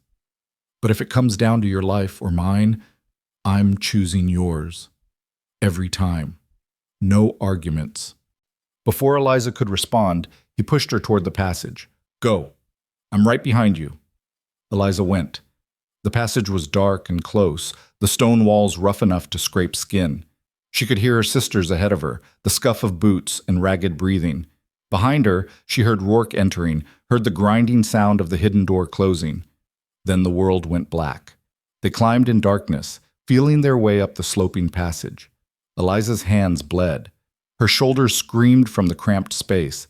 But she kept moving, kept pushing, because stopping meant dying, and she'd already lost too much to die in a hole in the ground. After an eternity, fresh air touched her face, cool and sweet and carrying the scent of water. May had found the exit. They emerged into twilight, the sun having moved while they'd been underground. The creek bed lay 20 yards away, a silver thread through the dusty landscape. Behind them, smoke rose from Stonewall Ranch, black against the darkening sky. Eliza counted heads. May, Nell, Ruby. All accounted for. She waited for Rourke, waited. "Where is he?" Ruby asked, her voice tight. Eliza stared at the cave opening. No movement, no sound. "He's coming." But he wasn't. Eliza was moving before she'd made a conscious decision, her body already turning back toward the cave entrance while her mind screamed that this was stupid, reckless, exactly what Rourke had told her not to do. Ruby caught her arm. "Don't. He's still in there. And if you go back, you'll die with him." "Then I die." Eliza wrenched free. "I'm not leaving him." "Eliza, please." Nell's voice broke. But Eliza was already at the cave mouth, already descending back into darkness, her hands finding purchase on stone she'd climbed minutes before. Behind her, she heard Ruby curse, heard the sound of someone else entering the passage. "I'm coming with you," Ruby called. "Stay with May and Nell." "Like hell." They moved fast, half sliding down the slope, their bodies remembering the route even if their eyes couldn't see it. Eliza's mind raced with terrible possibilities. Rourke injured, trapped, caught by Dean's men, already dead. She pushed the thoughts away, focused only on movement, on getting back to him. The passage opened into the basement, and Eliza nearly fell through the hidden door. Smoke filled the space now, thick enough to make her eyes water and her lungs seize. She pulled her neckerchief over her mouth and nose, squinted through the haze. "Rourke!" Her voice came out muffled, desperate. No answer. Ruby emerged behind her, coughing. "Where is he?" Eliza moved through the smoke, her hands outstretched, feeling for walls, for furniture, for a body. Her foot hit something solid, and she dropped to her knees, her hands finding fabric, finding warmth. "Here! He's here!" Rourke was slumped against the wall near the stairs, his rifle still in his hands, blood soaking through his shirt from a wound in his side. His eyes were closed, his breathing shallow. "Caleb?" Eliza shook him. "Caleb, wake up." His eyes cracked open, unfocused. "Told you to run. And I told you I don't take orders well." Eliza grabbed one arm, Ruby grabbed the other, and together they hauled him upright. He groaned, nearly went down again, but they held him. "Can you walk?" Ruby demanded. "Do I have a choice?" No. They half carried, half dragged him back to the passage. Getting him through was a nightmare. The space was barely wide enough for one person, let alone a man Rourke's size who couldn't support his own weight. Eliza went first, pulling, while Ruby pushed from behind. Rourke's blood made the stone slippery, and twice he nearly slid back down the slope. "Keep moving," Eliza gasped. "We're almost there." She didn't know if it was true, but she said it anyway because the alternative was admitting they might all die in this tunnel, suffocated by smoke or trapped by collapsing stone. Then fresh air hit her face again, and she was out, dragging Rourke into the open where May and Nell waited with wide, terrified eyes. Ruby emerged last, covered in blood and soot, and together they laid Rourke on the ground beside the creek. Eliza ripped open his shirt, assessed the wound. The bullet had gone through his side, just above his hip, missing vital organs but leaving a channel of torn flesh that bled steadily. "We need to stop the bleeding," she said, her voice remarkably steady considering her hands were shaking. "Nell, tear your petticoat into strips. Ruby, get water from the creek. May, find something we can use as bandages." They moved with purpose, no arguments, no hesitation. Within minutes, Eliza had wadded cloth pressed against the wound, applying pressure while Rourke hissed through his teeth. "Sorry," she muttered. "Don't be, just finish it." She worked quickly, cleaning the wound with creek water, packing it with the cleanest cloth they had, binding it tight enough to slow the bleeding but not so tight it cut off circulation. It was rough field medicine, nothing like what a doctor could do, but it would have to be enough. When she finished, Rourke's face was gray with pain, but his eyes were clearer. "Thank you," he said quietly. "Don't thank me yet. We still need to get you to safety, and you can barely walk." "I can walk." "You can barely breathe." "Then I'll crawl if I have to." Rourke struggled to sit up, failed, tried again with Eliza supporting him. "Where are Dean's men?" "Don't know. Probably still at the ranch, making sure it burns." Ruby was scanning the horizon, her rifle ready. "We need to move before they start searching for bodies." "Silas Crowley's place," Rourke said. 5 miles northeast. Think you can make it?" "Can you?" Rourke's jaw set. "Watch me." Getting him on his feet took all 4 of them. He swayed, nearly went down, but locked his knees and held. They fashioned a crude support from branches and cloth, letting him lean on Eliza and Ruby, while May and Nell kept watch. They moved slow, painfully slow, following the creek bed northeast as the sun sank lower and the shadows grew long. Every 100 yards, Rourke needed to rest, his face going paler, his breathing more labored. Eliza watched the blood seeping through the bandages and knew they were running out of time. "Talk to me," she said, trying to keep him conscious. "Tell me about Sarah and Emma." Rourke's eyes focused on her with effort. "Why?" "Because I want to know." "Because you're going to stay awake and tell me." He was quiet for so long she thought he'd refused. But then he started speaking, his voice rough and distant. "Sarah was a teacher, came west from Philadelphia to bring education to frontier children.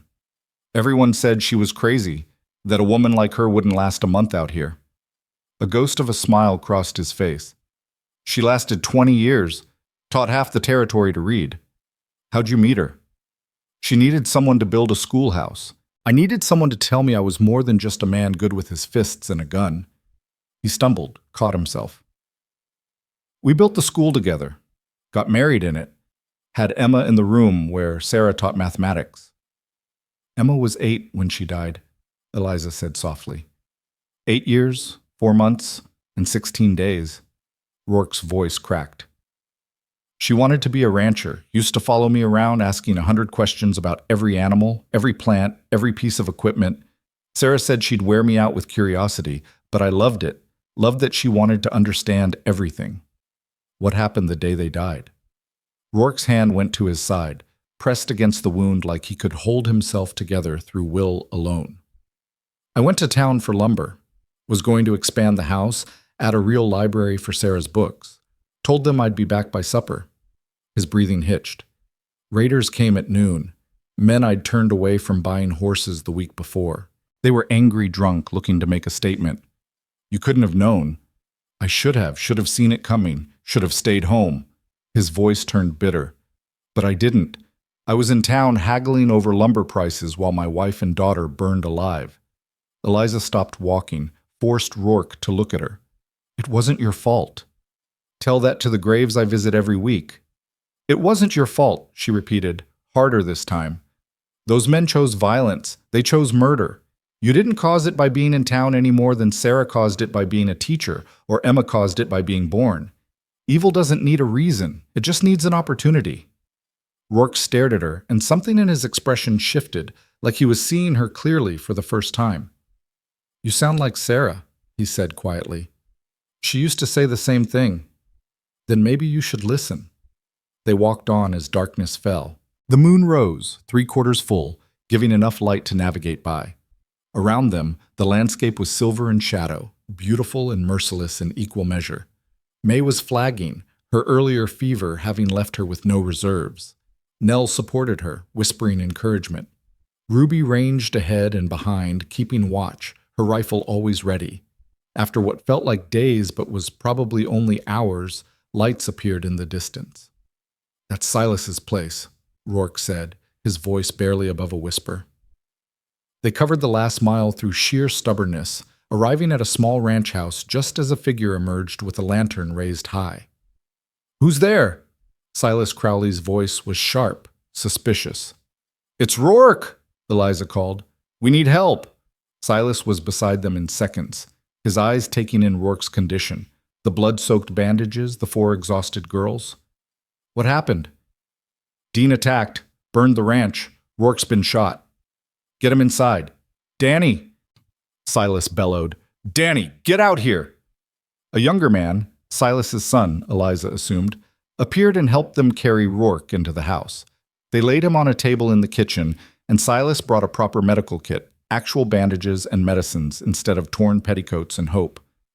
This is going to hurt, Silas warned. Everything hurts. Rourke's attempt at humor fell flat. Silas worked with the efficiency of someone who'd patched up plenty of gunshot wounds. He cleaned, stitched, and rebandaged while Rourke gritted his teeth and Eliza held his hand hard enough to leave marks. When Silas finally stepped back, his expression was grim. You'll live, but you lost a lot of blood. You need rest, real rest, not running around trying to be a hero. Dean, can wait. You're no good to anyone dead. Silas looked at the sisters. You girls okay? We're alive, Ruby said flatly. That's something. Silas pulled out a bottle of whiskey, poured generous measures into 5 cups. Drink. All of you. You've earned it. Eliza had never tasted whiskey before. It burned going down, made her eyes water, but the warmth that spread through her chest was worth it. Danny returned from checking the perimeter. No sign of pursuit. If Dean's men are looking, they're not looking here yet. They will be, Rourke said from the table. Soon as they realize we're not dead in the ranch. Then we prepare. Silas set his cup down. Danny, check our ammunition. Make sure the rifles are loaded. I'll send word to the McBride brothers and Tom Henderson. If Dean wants a fight, we'll give him one he won't forget. You don't have to do this, Eliza said. This isn't your fight. The hell it isn't. Silas's voice was hard. Caleb Rourke's been my friend for 30 years. Stood by me when my wife died. Helped me raise Danny when I didn't know which end was up. You think I'm going to let some trafficker burn him out and not respond? He looked at each of the sisters in turn. Besides, what Dean's doing is wrong. Has been wrong for years. Most folks are too scared or too bought off to stand against him, but not everyone. There's still good people in this territory. Time we reminded him of that. Over the next few hours, men began arriving. The McBride brothers, twin ranchers with hard faces and harder reputations. Tom Henderson, a former marshal who'd retired to run cattle but still carried his badge out of habit.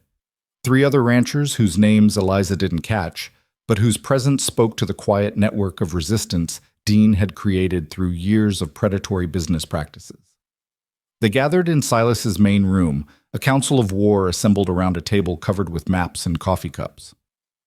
Dean's got maybe 6 men left, Tom Henderson said, his voice gravelly from years of tobacco. Lost 2 in the attack on Rourke's place. 3 more are wounded enough they won't fight again soon. He's desperate now, which makes him dangerous. Desperate how? One of the McBride brothers asked. Desperate enough to make mistakes. Desperate enough to overreach. Henderson looked at Rourke, who was sitting up against Silas's protest, his face still pale but his eyes sharp. He can't let this go. You embarrassed him in front of the whole territory. First you buy his merchandise out from under him. Then you hold off his attack. Then you escape when he thought he had you trapped. Every day you and these girls stay alive is another day his reputation takes a beating. So he'll come again, Eliza said. He'll come and he'll bring whatever he can scrape together. Henderson's hand rested on his gun. Question is, what do we do about it? We end this. Rourke's voice cut through the room. We go to Bridger's Crossing, we face Dean directly, and we make it clear that his operation is finished. That's suicide, Silas said. Bridger's Crossing is his territory. He owns half the buildings, pays off the other half. Walking in there is walking into a trap. Then we spring the trap on our terms. Rourke leaned forward, winced at the pain in his side. We go in daylight, in force, and we make it public. Dean's power comes from people being too scared to stand against him. We show them there's an alternative. And if it goes bad, Ruby asked, then it goes bad. Rourke met her eyes. But at least we went down fighting instead of waiting for him to pick us off one by one. The room was silent as the men considered this. Finally, Tom Henderson nodded. I'm in. Been wanting to put Dean down for years, never had the excuse before. The McBride brothers exchanged glances, then nodded in unison. We're in. One by one, the other ranchers agreed. Silas sighed. Then I guess we're doing this, but Caleb, you're staying here. You can barely stand, let alone fight. Like hell. You'll bleed out before we get halfway to town, and then these girls will have lost the one person who's kept them alive this long. Silas's voice softened. Let us handle this. You've done your part. Rourke looked like he wanted to argue, but Eliza put her hand on his shoulder. He's right, she said quietly. You need to heal. Let them finish it. And what about you? We're going with them. Every head in the room turned to stare at her. Absolutely not, Rourke said. This is our fight, Eliza continued, her voice steady. Dean came after us. He burned your ranch because of us. We're not sitting on the sidelines while other people risk their lives. You're not trained fighters. Neither were we when you started teaching us to shoot, but we learned. Eliza looked around the room. We can fire a rifle, we can hold a position, and we can testify to exactly what Dean tried to do. You want to make this public? Then we need to be there, visible, proving we're real people instead of just property being disputed. Ruby stood beside her sister. She's right. We go. Nell and May exchanged glances, then nodded. The men looked uncomfortable, but Tom Henderson spoke up. The girls got a point. Having them there makes it harder for Dean to spin this as just a property dispute. Makes it about what he really is. A slaver. It's too dangerous, Silas protested. Everything's dangerous, Eliza said. We're choosing to face it anyway. Rourke closed his eyes, and when he opened them, there was resignation mixed with pride. You're all insane. Probably, Ruby agreed, but we're heart girls. Insanity runs in the family. Despite everything, Rourke almost smiled. They spent the rest of the night planning. The ranchers would ride in formation, rifles visible but not aimed, a show of force designed to intimidate without starting a bloodbath. The sisters would ride in the center, protected but visible. Tom Henderson would do the talking, his former marshal's authority lending weight to their demands. The demands themselves were simple. Dean would publicly renounce any claim to the Hart sisters, would cease all trafficking operations in the territory, and would face charges for attempted murder and arson. In exchange, they wouldn't burn down everything he owned. He'll never agree, one of the ranchers said. Probably not, Henderson agreed, but we make the offer anyway. Give him a chance to do the right thing before we do the hard thing. As dawn approached, the men checked weapons and saddled horses. Eliza found Rourke in Silas's study, staring out the window at the brightening sky. You should be resting, she said. Can't rest. Not while you're riding into danger. Eliza sat beside him. I'm scared. Good. Fear keeps you sharp. He turned to look at her, and his hand found hers. Promise me something. What? If it goes wrong, if Dean gets the upper hand, you run. Don't try to be a hero. Don't try to save anyone. You just run and keep running until you're somewhere he can't find you. I can't promise that. You didn't run when we needed saving. I'm not running when others need the same. She squeezed his hand. We're in this together now. All of us. That means we stand together or we fall together. Rourke's jaw worked, but finally he nodded. You're as stubborn as Sarah was. I'll take that as a compliment. It is. His thumb traced circles on the back of her hand. When this is over, when Dean's dealt with and you're safe, what will you do? Eliza hadn't let herself think that far ahead. I don't know. Find land somewhere, maybe. Start over. Try to build something that can't be taken away. You could stay at the ranch. Help me rebuild. Caleb, I know it's not much of an offer. Burned out buildings and bad memories. But it's land, and it's yours if you want it. All of you. A place to start over where nobody owns you and nobody tells you what you're worth. Eliza felt tears prick her eyes. Why would you do that? Because somewhere along the way you stopped being girls I bought out of an auction and started being people I care about. Because I'm tired of living alone in a fortress built from grief. Because... He stopped, seemed to gather courage. Because when I look at you, I see a future instead of just a past. Before Eliza could respond, Silas appeared in the doorway. We're ready. Eliza stood, still holding Rourke's hand. We'll talk about this when I get back. You better come back. Count on it. She kissed his forehead, quick, impulsive, probably inappropriate. And then she was gone, leaving Rourke in the study with his hand pressed to where her lips had been. The ride to Bridger's Crossing took 2 hours. They moved at a steady pace, 12 riders in formation with the Hart sisters in the center. The sun climbed higher, turning the landscape into shades of gold and dust. Nobody spoke much, each person alone with their thoughts and their weapons. As they crested the final rise and Bridger's Crossing came into view, Eliza felt her stomach clench. The town looked exactly as she remembered it, sun-bleached, tired, dying slowly under the relentless sky. But now it felt different, malevolent, a place where nightmares began. They rode down the main street at noon when the sun was highest and the shadows shortest and there was nowhere to hide. People stopped to stare. Shopkeepers, cowboys, women in faded dresses. Word spread fast, and by the time they reached the Silver Spur Saloon, a crowd had gathered. Tom Henderson dismounted first, his marshal's badge gleaming on his chest. The Hart sisters dismounted next, flanked by the ranchers, their rifles held ready but pointed at the ground. The saloon doors opened and Marcus Dean stepped out. He looked different in daylight, smaller somehow, his fine suit dusty, his handsome face marked with scratches and a bruise that purpled his left eye. The fire at Stonewall Ranch had cost him too. But his smile was the same, cold and sharp. Tom Henderson, he said pleasantly. Long time since you wore that badge in an official capacity. This is official enough, Henderson's voice carried across the street. We're here to settle accounts, Dean. Are you now? Dean's eyes swept over the assembled group, lingered on the Hart sisters. Interesting definition of settling accounts. Looks more like a lynch mob to me.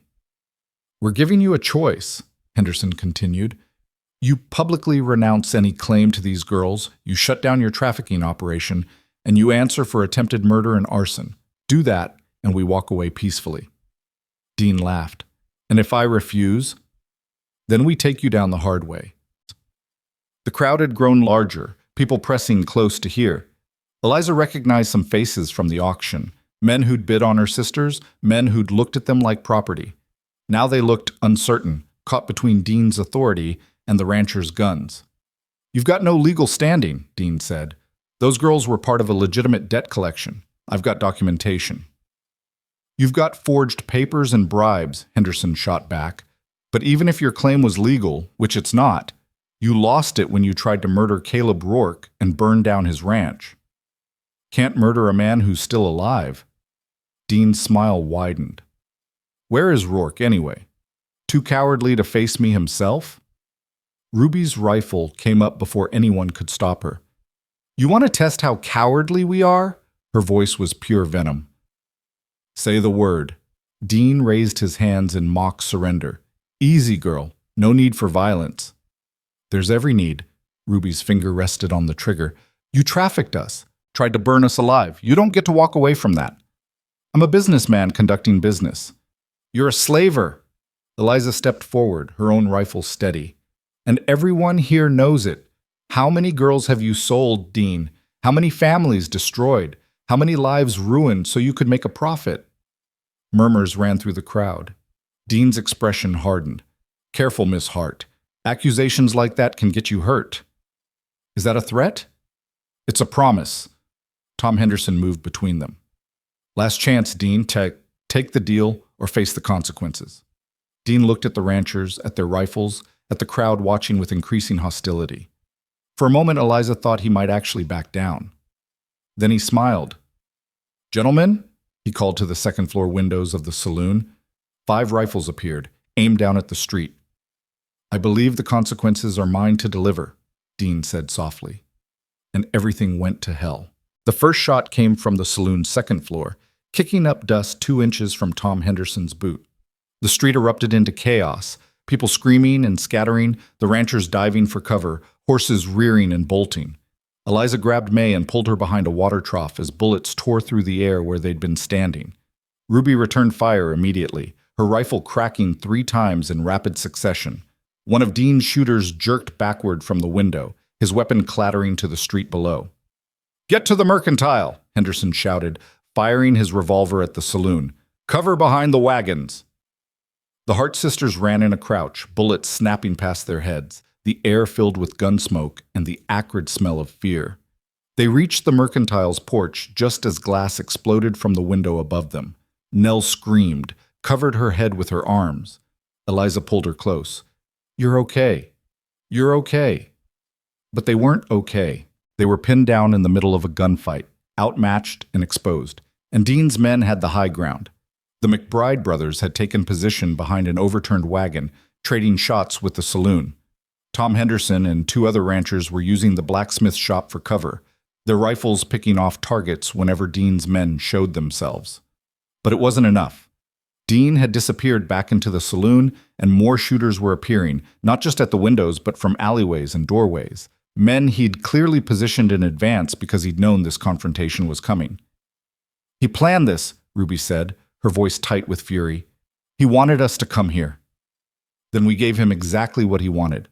Eliza checked her rifle, counted her remaining ammunition. 6 shots. Not enough. We need to get out of here. And go where? May was shaking, her face white. They're everywhere. She was right. Dean's men had them surrounded, and the longer they stayed pinned down, the more time Dean had to organize and overwhelm them. A bullet punched through the mercantile wall 6 inches from Nell's head. We can't stay here, Eliza said. We'll be dead in minutes. The horses, Ruby said suddenly. If we can get to the horses, we can ride out. They're 50 yards away in the open. We'd never make it. Then we create a distraction. Before Eliza could ask what she meant, Ruby was moving, running in a crouch toward where Tom Henderson crouched behind the blacksmith's anvil. Ruby, Eliza hissed, but her sister was already gone. Through the chaos, Eliza watched Ruby reach Henderson, saw them exchange words she couldn't hear, saw Henderson's eyes widen, and then nod grimly. Ruby ran back, threw herself down beside her sisters.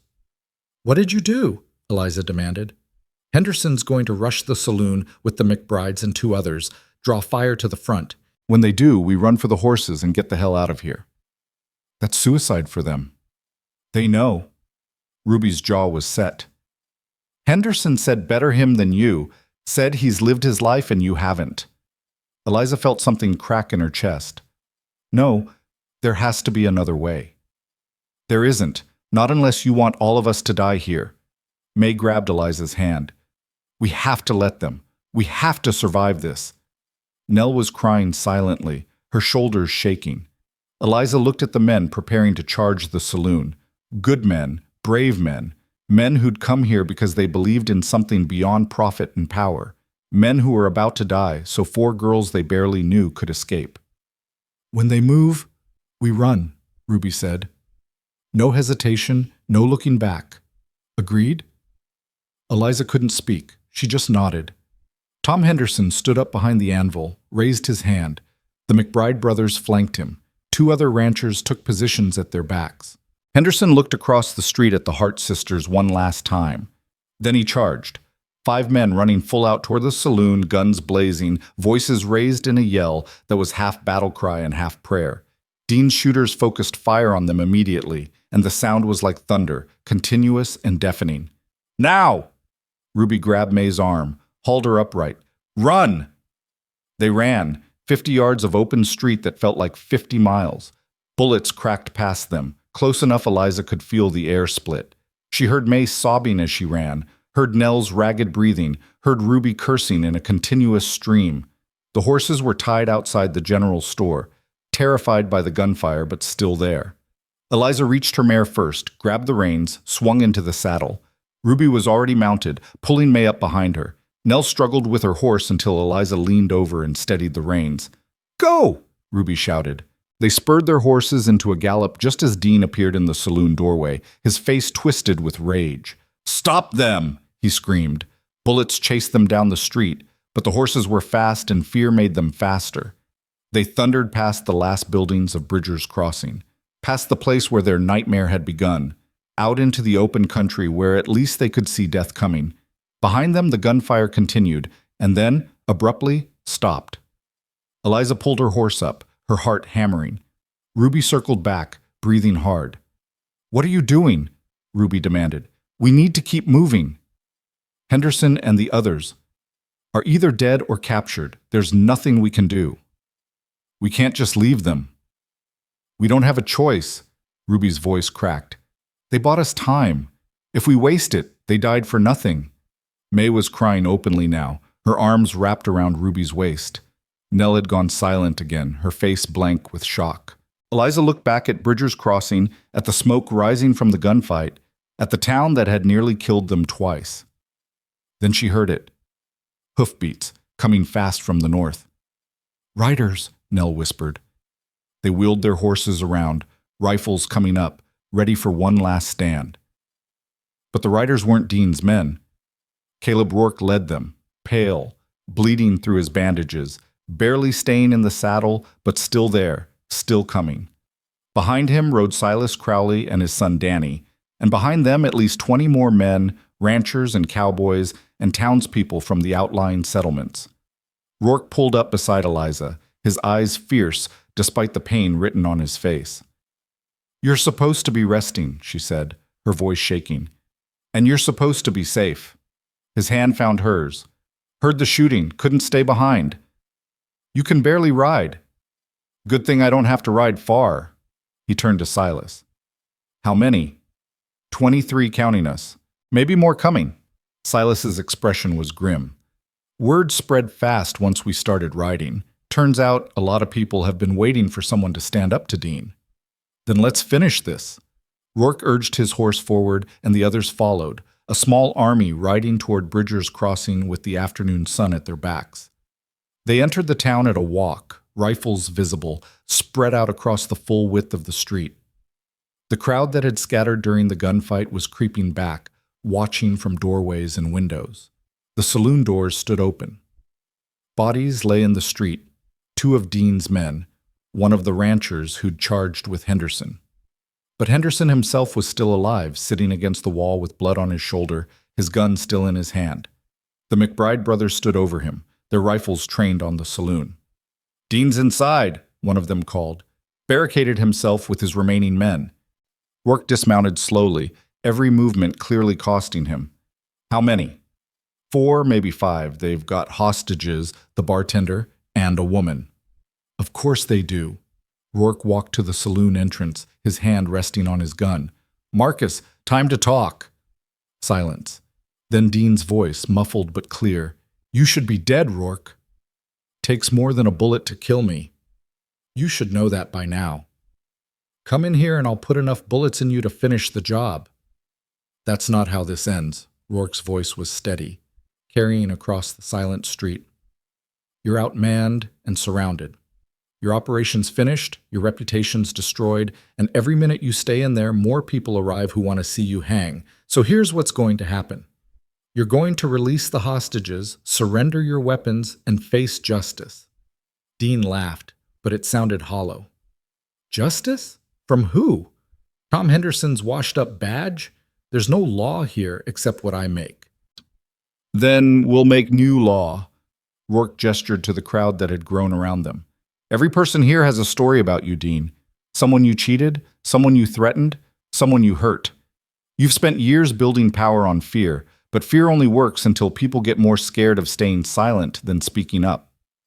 Philosophy won't save you. Maybe not, but the 23 rifles pointed at your position might. A longer silence this time. Eliza dismounted carefully, moved to stand beside Rourke. Ruby, Nell, and May joined her, forming a line of 4 sisters who'd survived everything Dean had thrown at them. "We're still here," Eliza called out. "Still alive, still free, still proving you don't get to win." "You're proving you're too stupid to know when you're beaten." Dean's voice had an edge of desperation now. "We're proving we're heart girls," Ruby shot back. "And heart girls don't quit." May's voice was quiet, but carried. "You tried to sell me like I was livestock. Now I'm standing in the street with a rifle and friends who'll die before they let you touch me again. Who's beaten?" The crowd murmured, and Eliza heard approval in the sound. A window opened on the saloon's 2nd floor, and a man Eliza didn't recognize looked out. One of Dean's shooters, his face streaked with powder burns. "Dean!" the man called down. "We're done. This isn't worth dying for. Get back to your position." "No." The man threw his rifle out the window, raised his hands. "I'm out. Anyone who wants to join me, now's the time." One by one, 3 more men appeared at windows, weapons clattering to the street, hands raised. Dean's voice rose to a shout. "You're all cowards, all of you. We're realists," the first man said, "and we're not dying for your pride." The men descended from the saloon, walking out with their hands up. The ranchers moved in, disarmed them, pushed them down to sit against the wall. Now only Dean remained inside. "It's over, Marcus," Rourke called. "Come out." "It's not over until I say it is." A shot rang out from inside the saloon, but not aimed outside. The bartender stumbled through the doors, clutching his arm, the woman behind him. "He's crazy," the bartender gasped. "Completely crazy. Says he'd rather burn the place down than surrender." Rourke's expression hardened. "He's bluffing." But Eliza saw smoke beginning to curl from the saloon's windows. "He's burning it," she said, "just like he burned your ranch." "Everyone back," Rourke commanded. "Clear the street." People scattered as flames began licking up the saloon's walls, spreading fast through the dry wood. The heat built quickly, turning the afternoon air wavering and thick. "He's going to die in there," Nell said, her voice awed and horrified. "Let him," Ruby said flatly, but Rourke was moving toward the building, and Eliza realized what he was doing. "No!" She grabbed his arm. "You can't go in there. He's got more ammunition in there. When the fire reaches it, the whole building will explode and take half the street with it. Then let it explode. He made his choice, and I'm making mine." Rourke pulled free gently. "Get everyone to safety. That's an order." He was through the saloon doors before Eliza could stop him. Smoke poured out after him, black and choking. Eliza stood frozen, watching the building burn, watching the entrance where Rourke had disappeared. Ruby was beside her. "He's not coming back out." "Yes, he is." "Eliza, he's not dying in there. Not for Dean, not for anyone." Eliza was moving before she'd made the decision, running toward the burning saloon despite Ruby shouting her name, despite the heat that hit her like a wall, despite every survival instinct screaming at her to stop. She burst through the doors into hell. Smoke everywhere, thick enough to blind. Flames climbing the walls, eating the ceiling. The heat was unbearable, searing her lungs with every breath. "Rourke!" Her voice came out as a croak. A crash from deeper in the building, the sound of timber collapsing. Eliza dropped to her hands and knees where the air was clearer, crawled forward. Her hands touched broken glass, spilled whiskey that ignited even as she passed over it. Then she saw them. Rourke had Dean by the collar, dragging him toward the back exit, even as Dean fought him, even as blood poured from a wound on Dean's head where falling debris had struck him. "Let me go!" Dean was screaming. "Let me die!" "Not today." Rourke's voice was raw from smoke. "You're going to live and face what you've done." He saw Eliza and his face went pale. "What are you doing here?" "Saving you, apparently." She grabbed Dean's other arm. "Back door?" "Blocked." We go out the way you came in. They turned, started dragging Dean back toward the front, but the fire had spread faster than Eliza thought possible. The main room was an inferno now, the ceiling sagging, flames blocking their path. There, Rourke pointed to a window half obscured by smoke. Through there! They hauled Dean to the window. Rourke smashed out the remaining glass with his gun, pushed Dean through head first. The man fell into the alley outside, landed hard, didn't get up. You next, Rourke told Eliza. Together. There's no time to argue. The ceiling groaned, began to give way. Eliza grabbed Rourke and jumped, pulling him with her. They crashed through the window together as the saloon ceiling collapsed behind them, sending up a pillar of sparks and flame that lit up the afternoon like a second sun. They landed in the alley in a tangle of limbs, Rourke's weight driving the air from Eliza's lungs. For a moment they just lay there, coughing, their clothes smoldering, alive by margins too thin to measure. Then hands were pulling them up, Silas and Danny, Ruby and Nell, half the town it seemed, everyone talking at once. You're insane, Ruby was saying, her voice breaking. Both of you are completely insane. Probably, Eliza managed, then started coughing again. Rourke was on his feet, swaying but upright, his eyes on Dean's unconscious form. Get him to the jail, he told Tom Henderson, who'd been bandaged and was looking pale but determined. Put him in a cell and post guards. He stands trial for everything. Trafficking, attempted murder, arson, all of it. Henderson nodded. And if there's no trial? No judge willing to hear it? Then we make sure the story gets out anyway.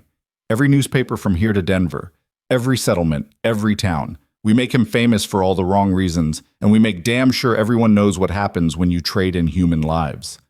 Men moved to secure Dean, lifting him roughly. As they carried him past, his eyes fluttered open. He looked at Eliza, at her sisters, at Rourke. This isn't over, he rasped. Yes, Eliza said quietly. It is. They stood in the street and watched the Silver Spur Saloon burn to the ground. Nobody tried to save it. Nobody mourned its loss. It had been the heart of Dean's operation, the place where nightmares were bought and sold, and its destruction felt like an exorcism. As the sun began to set, painting the smoke orange and gold, Silas approached Rourke. What now? He asked. Rourke looked at the Hart sisters, then back at the burning building.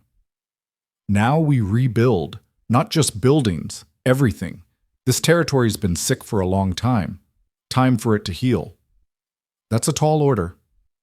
So was surviving today. Rourke's hand found Eliza's. But we managed that too. The trial, when it finally happened 3 weeks later, was held in the open air because no building in Bridger's Crossing was large enough to hold everyone who wanted to attend. Marcus Dean stood in chains before a circuit judge brought in from Denver, and one by one, witnesses testified. The Hart sisters spoke about the auction, about the attack on Stonewall Ranch, about everything Dean had tried to do. Tom Henderson presented evidence of Dean's trafficking operation, ledgers, contracts, testimony from dozens of victims. The judge, a stern woman named Margaret Ashford, who'd spent 20 years fighting corruption in the territory, listened to it all without expression. When the testimony was finished, she stood. Marcus Dean, she said, her voice carrying across the assembly, you are found guilty of human trafficking, conspiracy to commit murder, arson, and approximately 15 other charges that would take me an hour to enumerate. You are sentenced to 20 years hard labor in the territorial prison, with no possibility of early release. Furthermore, all your assets are hereby seized and will be distributed as restitution to your victims. The crowd erupted in cheers. Dean stood silently as they led him away, his fine suit dirty and torn, his face hollow with defeat. He didn't look at the Hart sisters as he passed. He'd stopped acknowledging their existence entirely, as if by refusing to see them, he could pretend they'd never beaten him. But they had beaten him, and everyone knew it.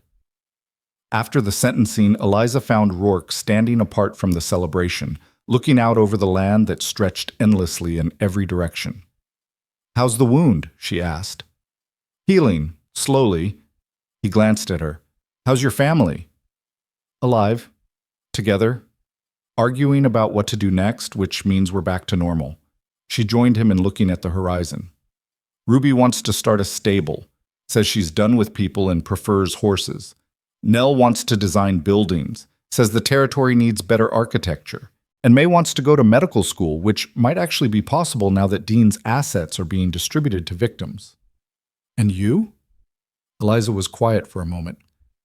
You asked me once if I'd help you rebuild Stonewall Ranch. That was before it burned down. I know, but the offer still stands, doesn't it?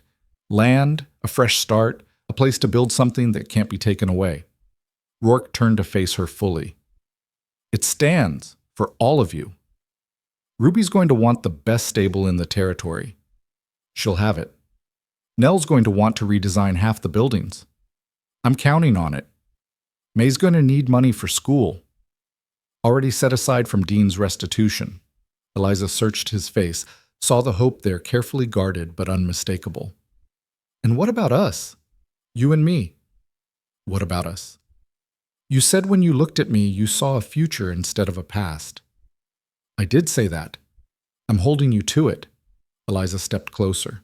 Because when I look at you, I see someone who risked everything for people he barely knew. Someone who turned grief into purpose and pain into protection. Someone I'd like to build that future with if he's interested. Rourke's hand came up to cup her face, his thumb brushing her cheekbone. I'm interested. Good, Eliza smiled. Because I'm done running, done surviving, done just getting through each day. I want to live, Caleb, really live, and I want to do it somewhere I belong. You belong at Stonewall, he said softly. You've belonged there since the day you refused to leave me in that burning basement. Then I guess we're going home. He kissed her then, gentle and certain, while the sun set over Bridger's Crossing and the territory began its long, slow process of healing. They rebuilt Stonewall Ranch over the next 6 months, but it wasn't the fortress it had been. This time, they built a home. Wide porches for sitting and talking. Large windows to let in light and air. A stable that Ruby designed with such care and precision that people came from 3 territories over to buy horses trained there. A main house that Nell had drawn and redesigned until it was beautiful and functional in equal measure. A piece of architecture that made people stop and stare. May left for medical school in the spring, tearful but determined, promising to come back and practice in the territory where she'd nearly died and instead learned to live. The town that grew up around Stonewall Ranch didn't have a name at first. People just called it the Settlement, or that place near Rourke's, until one day Nell painted a sign and hung it at the crossroads. Heart's Haven. Too sentimental? She asked Eliza nervously. Eliza looked at the sign, at the town spreading out around them, at the people moving through streets that hadn't existed a year ago. It's perfect, she said. The wedding happened in late summer, in the garden Nell had nurtured into something miraculous. Caleb Rourke and Eliza Hart stood before their friends and family, because they had both now had people who cared about them and would stand for them, and made promises about the future. Ruby stood beside Eliza, her face fierce with protective joy. Nell cried throughout the ceremony. May had come back from school just for this, her medical texts left behind in Denver, her smile bright enough to light the territory. Silas Crowley gave Eliza away, though she told him she'd never been property to be given in the first place. Fair point, he'd said. Then I'm walking you to your future as a friend. That she could accept. As the sun set on the reception, painting everything gold and rose, Eliza found herself standing at the edge of the party with Caleb, watching their people celebrate. You thinking about Sarah and Emma? She asked quietly. Always a little. Caleb's arm came around her waist, but not the way I used to. Now when I think of them, I remember the good parts.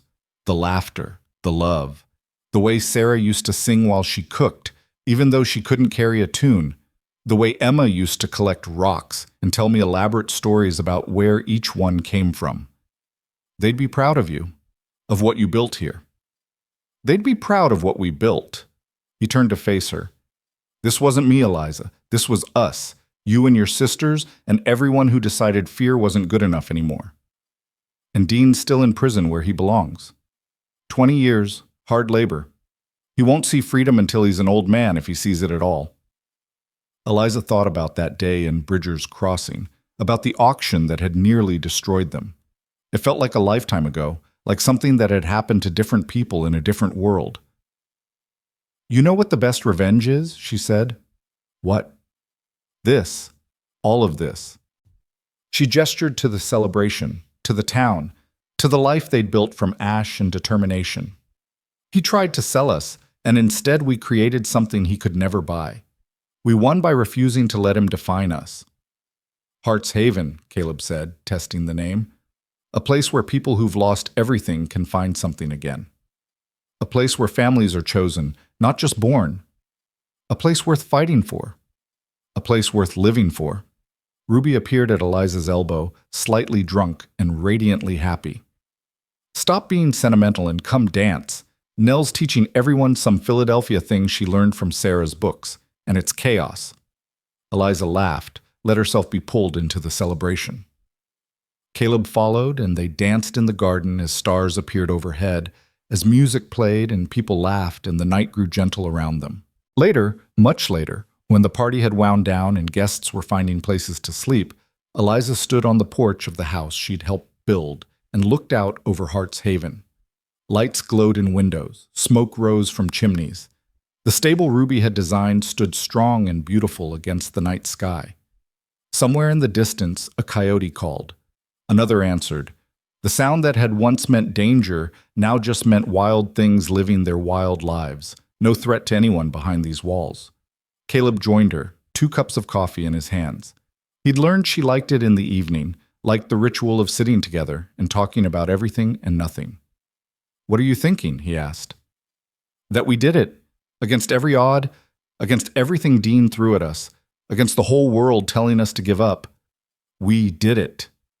"You did it," Caleb corrected gently. "You and Ruby and Nell and May. I just gave you a chance." "You gave us more than a chance. You gave us a future." Eliza took the coffee, sipped it, smiled at the taste. "And now look at us. Building towns, training horses, designing buildings, healing people. The Hart girls and their scarred rancher, changing the territory one day at a time. Sounds like the start of a legend. Or the end of a nightmare that turned into a dream." Caleb pulled her close, and they stood together in the darkness that wasn't dark at all, not with all those lights below them, all those lives they'd touched and changed and saved. "I love you," he said simply. "I love you too." It was enough. It was everything. And when the sun rose the next morning over Heart's Haven, it rose over a town that proved something important, that people were stronger than the worst things done to them, that families were built on choice and love, not blood and ownership, that 4 sisters sold like livestock could become the foundation of something magnificent, that summer heat could forge steel instead of breaking it, that the Hart girls never quit, never surrendered, never stopped fighting for the life they deserved. And in the end, that was all that mattered. The ranch thrived. The town grew. Ruby's stable became famous across 3 territories. Nell's architectural designs appeared in buildings from Colorado to California. May graduated medical school top of her class and came home to establish the territory's first real hospital, where she treated patients with the same fierce determination she'd once used to survive a fever that should have killed her. And Eliza and Caleb built a life together on land that had once been a fortress of grief, but became a sanctuary of hope. They had children who grew up knowing their parents' story, knowing that love and courage could triumph over cruelty and greed. They grew old together, their hands weathered by work and time, but still fitting perfectly together. Years later, when people asked how Heart's Haven came to be, there were many versions of the story, but they all agreed on the essential truth. It started with 4 sisters who refused to be broken, a rancher who refused to watch evil win, and a belief that no one deserved to be treated as property. It started with a summer day in Bridger's Crossing when everything could have ended. Instead, it was a beginning, and the Hart girls lived, as they'd always promised each other they would, fiercely and fully and free.